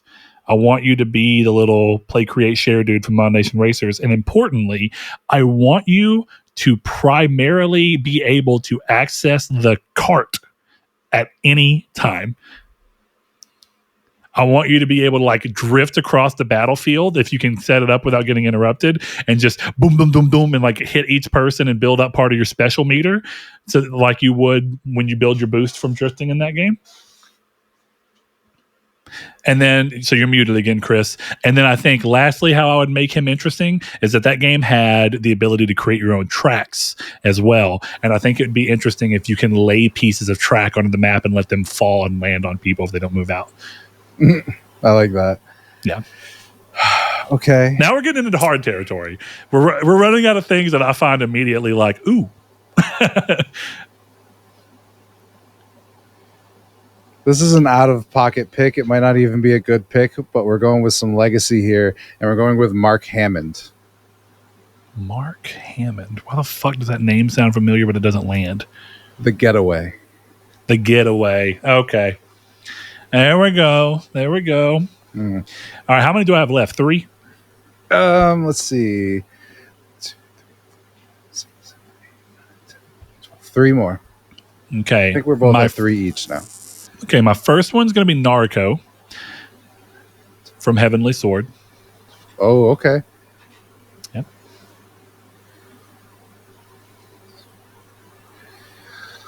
All right. We're going with. Damn, I'm feeling inclined to a lot more cameo characters than I expected. Yeah, I'm kind of just letting you have fun with that, which is cool. I mean, you're arguably you have a really nice spread for pick of the litter there that you can do quite a bit off of. All right, we're just gonna go with an obvious cameo. I feel, which is, how did I lose the game already? I was just looking at it. Oh, fuck. Damn, this is harder than I thought. Honestly, there's so many I want to put in, but I'm worried about running out of slots for ones I think are more interesting. Oh, I can't believe I forgot. Leon Kennedy. Yeah. I mean, that feels like one that kind of has to be there, right? Like, we need to have our partners in the game. Chris, I gotta say, there's one that I'm just, there might be a reason why you're choosing not to do it, but there's a certain IP representation that I'm surprised you haven't tried to find a way to squeeze in. Now I want to know what it is. Yeah, we'll get there. Okay. I'm going to do so I have 2 left, correct? Yeah. Okay. My next one is Eve from Stellar Blade. Okay. That's my final cameo. So I don't know if that's a cameo. That's right now. It's a PlayStation IP. It's on PC. Okay, that's not okay. Fine. I was thinking like Ryu from Street Fighter as a cameo. All right. I mean, I kind of you're talking about like Clive. Well, that was my point. I don't know if that's I think a cameo Clive is or a not. cameo. It's not an exclusive. It just has a strong association with PlayStation. Okay, that's fair. That's like Crash would be a cameo character, and so would Spyro. Yeah, I guess you're not wrong. I don't know if you're right, but you're not wrong. You already have the Hunter, so what do we think about the Elden Ring guy? I don't know what you call him. Is that too much from soft representation? Fine. No, but like we got to think about this as game designers. Is that too much from soft? We have a suite of other characters. We are not repeating any franchises in our lists yet. Actually, Infamous, but there's 2 different games at the very least. Yeah. True. Oh, right. I've had my last answer for a while, and I can't wait to tell you because I don't even care. I just think it's an interesting choice from a win con condition. Oh no. I don't love this pick, but I feel like it has to be there. So I'm taking Johnny Helldiver. Johnny Helldiver. Nice. All right. I like that. From a representation aspect, I think that's really cool. Oh, I know one that I don't know if you're going to pick it, but I think we're missing a big game here. Oh, I don't know about mine's probably not big. It's a beloved game. A PS5 exclusive. That's what I'll say. The game I'm thinking of. And I'm not going to make this pick, to be clear. Well, mine was a PS5 exclusive, and then it did finally come to PC. Are we counting it eventually releasing to PC? I'm not, but you are. So, well, I mean, I still consider this to be first party pick. It's not a cameo. I'm just throwing that out there. This is still a first party game. My last pick, and I think that this is so funny because I wonder how much you're going to argue it. My last pick is Celine from Returnal. That's who I was thinking of, and because she cannot die. Every time she dies, she immediately respawns, and so it's a battle of attrition. If who gives up first? That's not how it works in a fighting game. We're moving from that. I think that's a genuinely good answer. She just dies and immediately, lore-wise, she just comes back. She returnals. All that means is that you and I both have an infinite loop because I've got Johnny Helldiver. I like it. That's good too. That's good. And you just keep looping in where you kill me by landing your pod on me every time you drop in. Also, that has to happen with your character. It does. He starts the game falling in a pod that you get to land.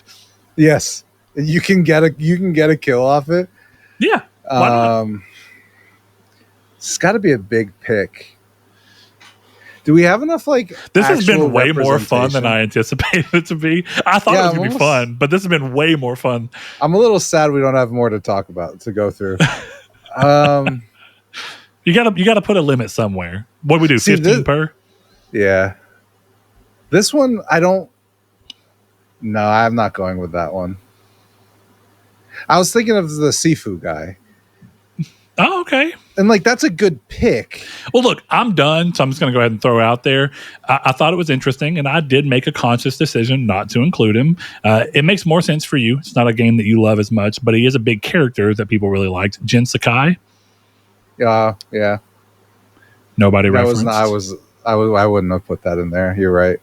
And I didn't even put any Killzone representation in there, and trust me, I debated heavily. I don't think necessarily translates super well.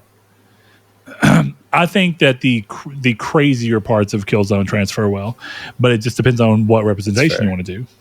I've got a funny one. I'm not going to pick it. It would be Shohei Ohtani. That would be hilarious. Who is that? The Major League Baseball player. Oh, okay. So again, I'm done. I thought you would put an MLB player in there, just a dude swinging a baseball bat. I considered it. That would be funny.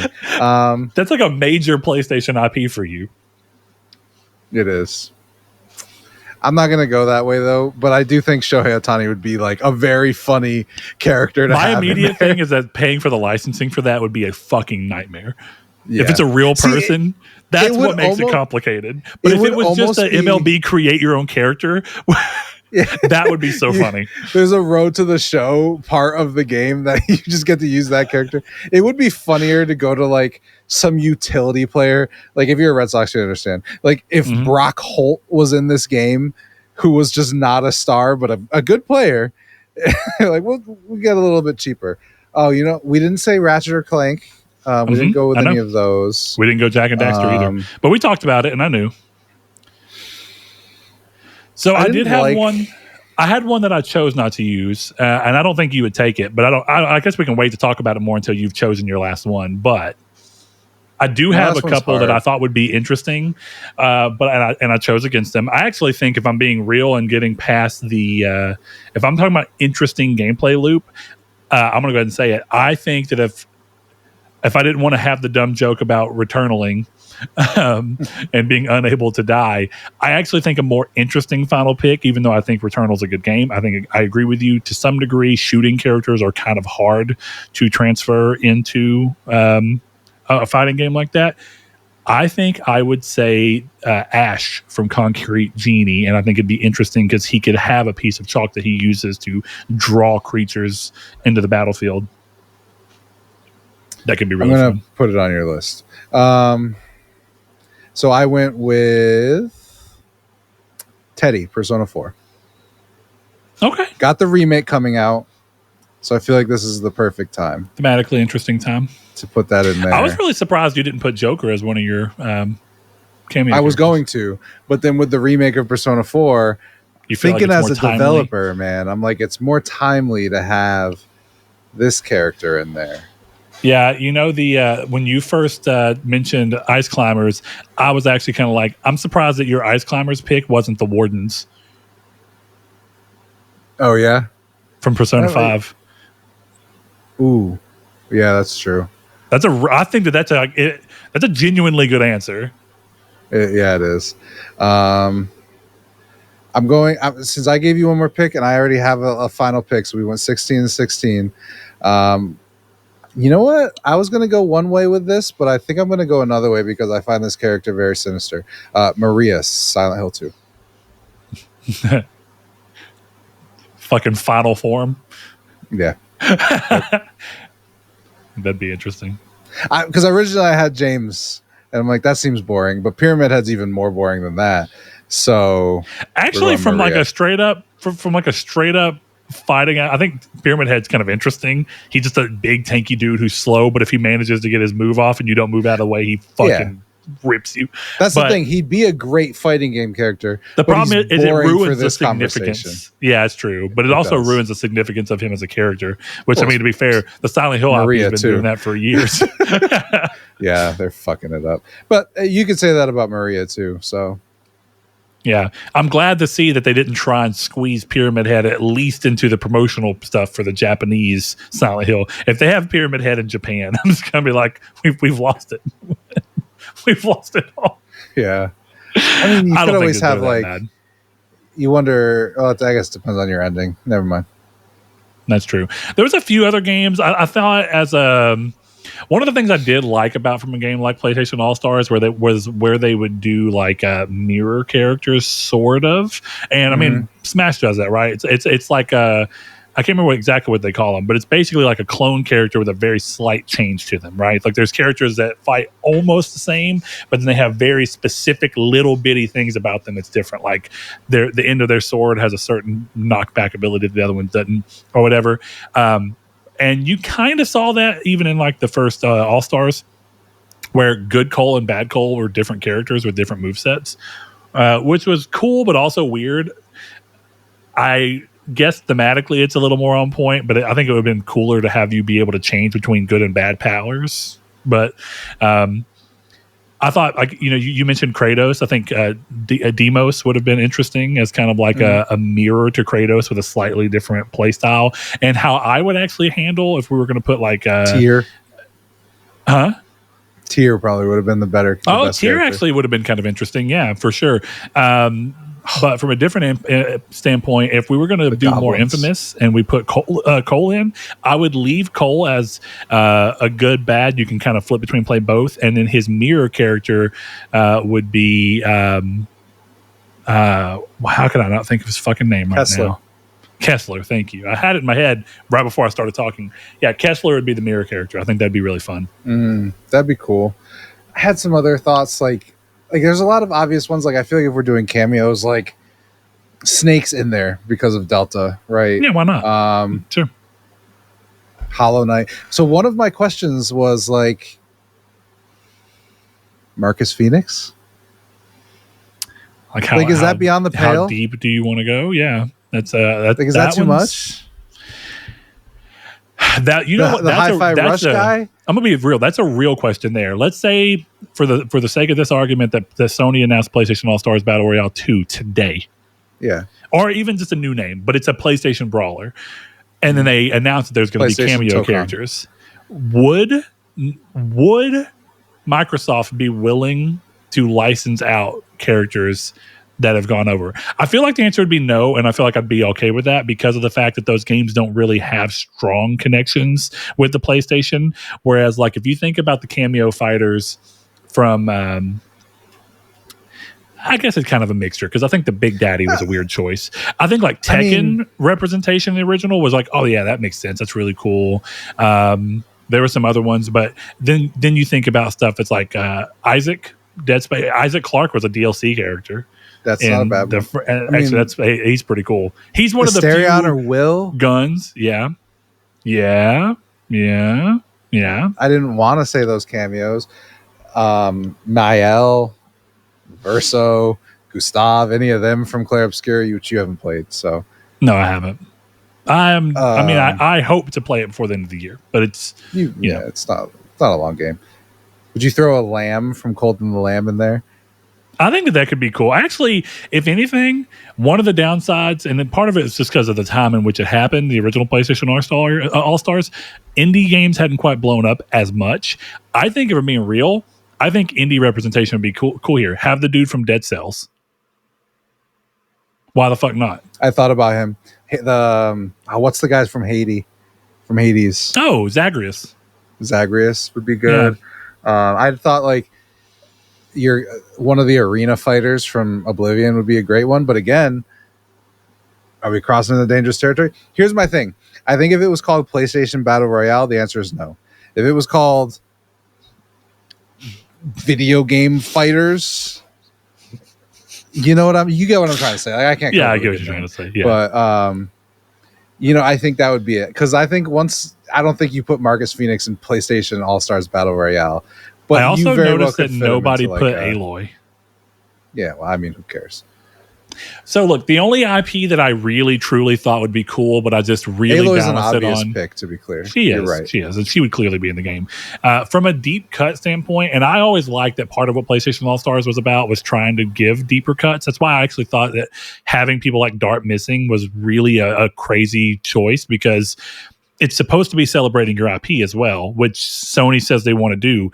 I actually go towards saying if there's ever been a time for another PlayStation All-Stars, it might be right now where PlayStation's talking about actually putting more of its IP out there, getting it in front of people, do a new one, have characters like Dart, have characters from like Dark Cloud in there, go even further. Because one of the IP that I wanted to kind of put in there is MotorTune Grand Prix.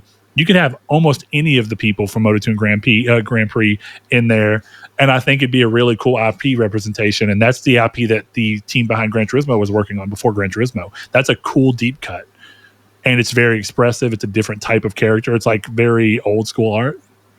All right, so with that in mind, it looks like we've lost Chris. I don't know if his headphones died or what, but we're going to wrap the show up. I fixed it. Look at that. Chris is a technical wizard. And just like that, I'm gone again. So I fixed it. I have to turn a YouTube video on, turn it almost all the way down, and now I can hear you. But I can't hear you just through Zencaster. Amazing. Anyway, let me just read the roster. Let's go. So, Brett has Cat, Gravity Rush. Delson from Infamous Second Son. He's got the Loco Roco balls. He's got Astrobot, Sir Lucian, 1886, Lucian, whatever. Sir Lucan, yeah. Sir Lucan. Zach Fair / Cloud, Crisis Core. Iota and Atois, Tearaway. Got Knack of Knack fame. You got Hotshot Golf Lady and Joel Miller. Hotshot Golf and The Last of Us, to be clear, terrible use of Joel, but funny. Yes. Puppet Boy from The Puppeteer. We've got the Hunter from Bloodborne, the Mod Nation Racers mascot from Little Big Planet. We've got Naruko from Heavenly Sword, Eve Stellar Blade, Celine Returnal, Ash Concrete Genie. I'm pretty happy with Chris, that. That's not a bad list. As like a final wrap up, hearing them in order, I'm pretty happy with that. That's not a bad list. My side of our 32-person fighter has got Fetch from Infamous First Light, Kratos from God of War, Nathan and Sam Drake from the Uncharted series, Spider-Man. We've got Higgs from Death Stranding 2, my favorite pick, Clive, Final Fantasy 16, Wei Shen, Sleeping Dogs, a Clicker from The Last of Us, Dart from The Legend of Dragoon. We've got Ben Starr as Jimbo from Balatro, Captain Price from Call of Duty, Mark Hammond from The Getaway, Leon Kennedy, Resident Evil 4, Johnny Helldiver from Helldivers, Teddy from Persona 4, and Maria from Silent Hill 2. You did say Clive, right? I did say Clive. Yeah, Clive from Okay, Final I guess I Fantasy just 16. missed it as I was I might have missed it, but... Man, I'm going to say, I think we have pretty solid rosters. I think put those together and you've got a game. I think you put those together, you got a game. I mean, so you put code to a screen, you got a game. I mean, if you really want to go there, but I get your point. You have a pretty solid game, at the very least. Yeah, you'd be a little pedantic. Who wins? Who do you think? What's your take? We got to take Johnny Helldiver's power and Celine's power out of it. Because we're in an infinite loop at that point. I know. Part of this is, of course, I don't know the things that crossed your mind when you put some of the characters that you had down. So throwing that into the mix, I want to throw that out there. This isn't just, and I'm not saying that this is like by a mile or anything either.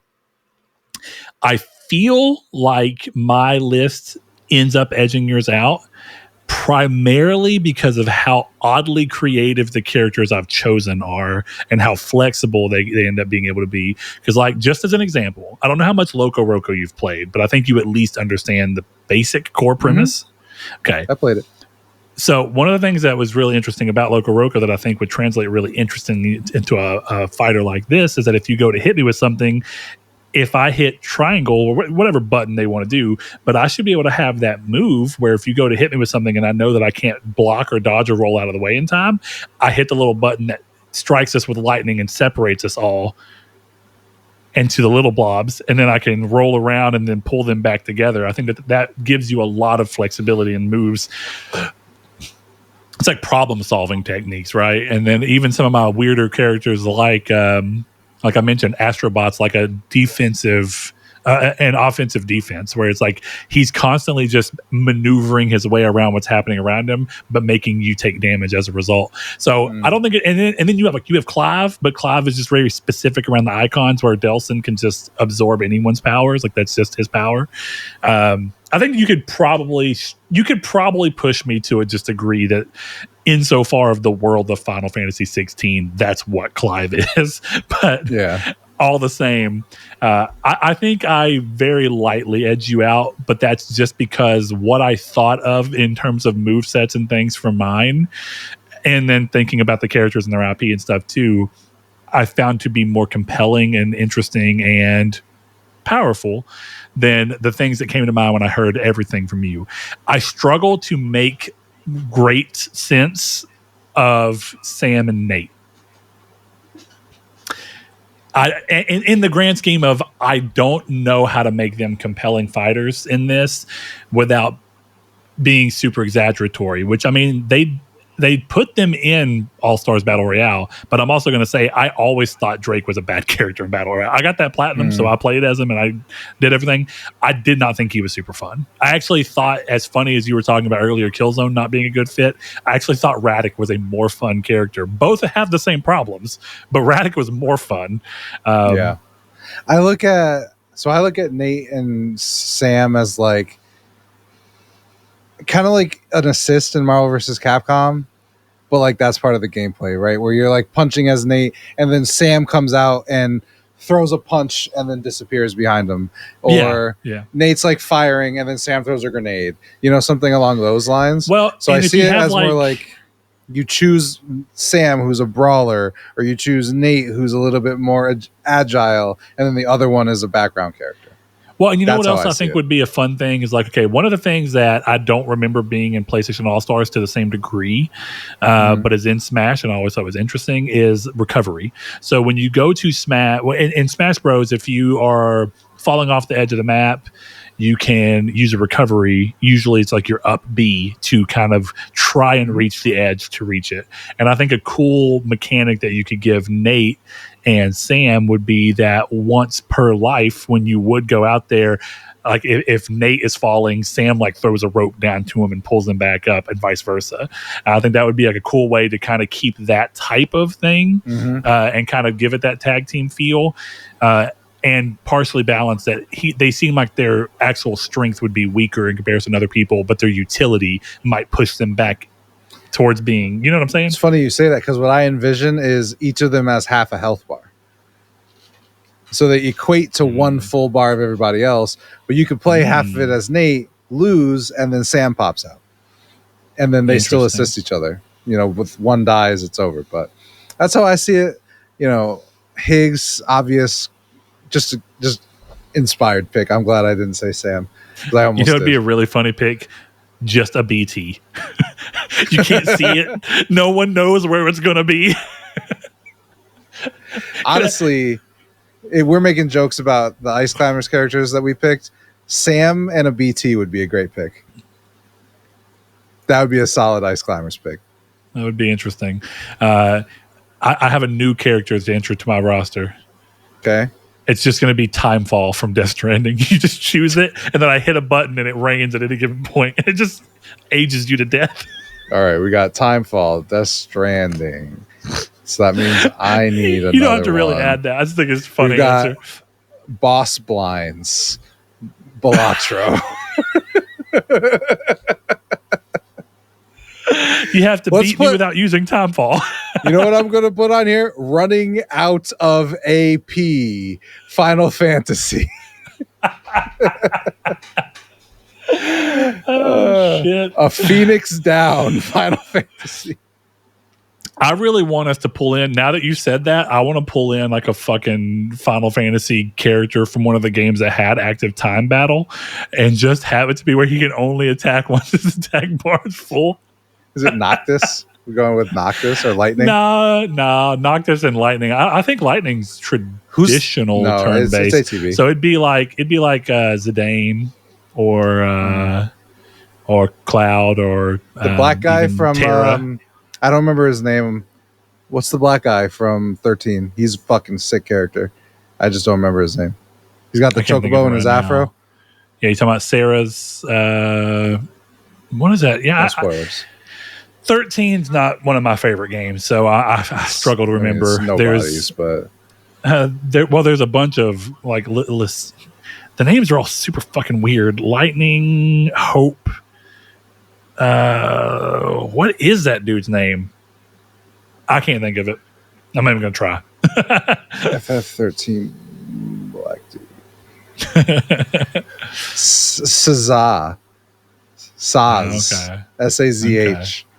Yeah. Let's wrap this fucking show up. But Jesus Christ. I genuinely think I think on a good day my team beats you, because I got to be honest, Kratos is kind of OP. Kratos is a good answer. I mean, realistically, Kratos is pretty crazy. But I also want to remind you, Spider-Man. I also want to remind you that the very beginning of God of War Ragnarok, Kratos is beaten. Was this before or after the flowers? Because I couldn't tell you anything. I know what this you're is before. About, yeah, I know what you're talking about. It's actually a super fucking sick part of the game. It's a fantastic. It's very cool. Yeah, not yet. Dude, I'm just saying, Kratos, Higgs, and Clive, along with Spider-Man, Like, I don't know about your local I'm gonna be Roka real. balls can do much against those guys. Spider-Man's kind of like the classic. Batman and Spider-Man always have the same basic argument. Batman with enough prep time can beat anyone in some people's mind, and then Spider-Man can beat anyone because his spider senses. It's like that. Those are the two arguments that everyone uses. Is like he can predict. Batman can just. Actually, Batman's a great cameo character, by the way. It's a really good answer. The Arkham series Batman, I think. Probably, but if you have Spider-Man in there, why the fuck not? Spider-Man's a first party IP. I mean, yeah, I'm just saying. I'm talking Marvel's Spider-Man on the PlayStation. That's a really annoying way to differentiate. Marvel's, yeah, I know. Are they not Marvel's all Spider-Man PlayStation character? Oh man! All right, let's wrap this shit up. We can let everyone else tell us who wins. How about that? Yeah.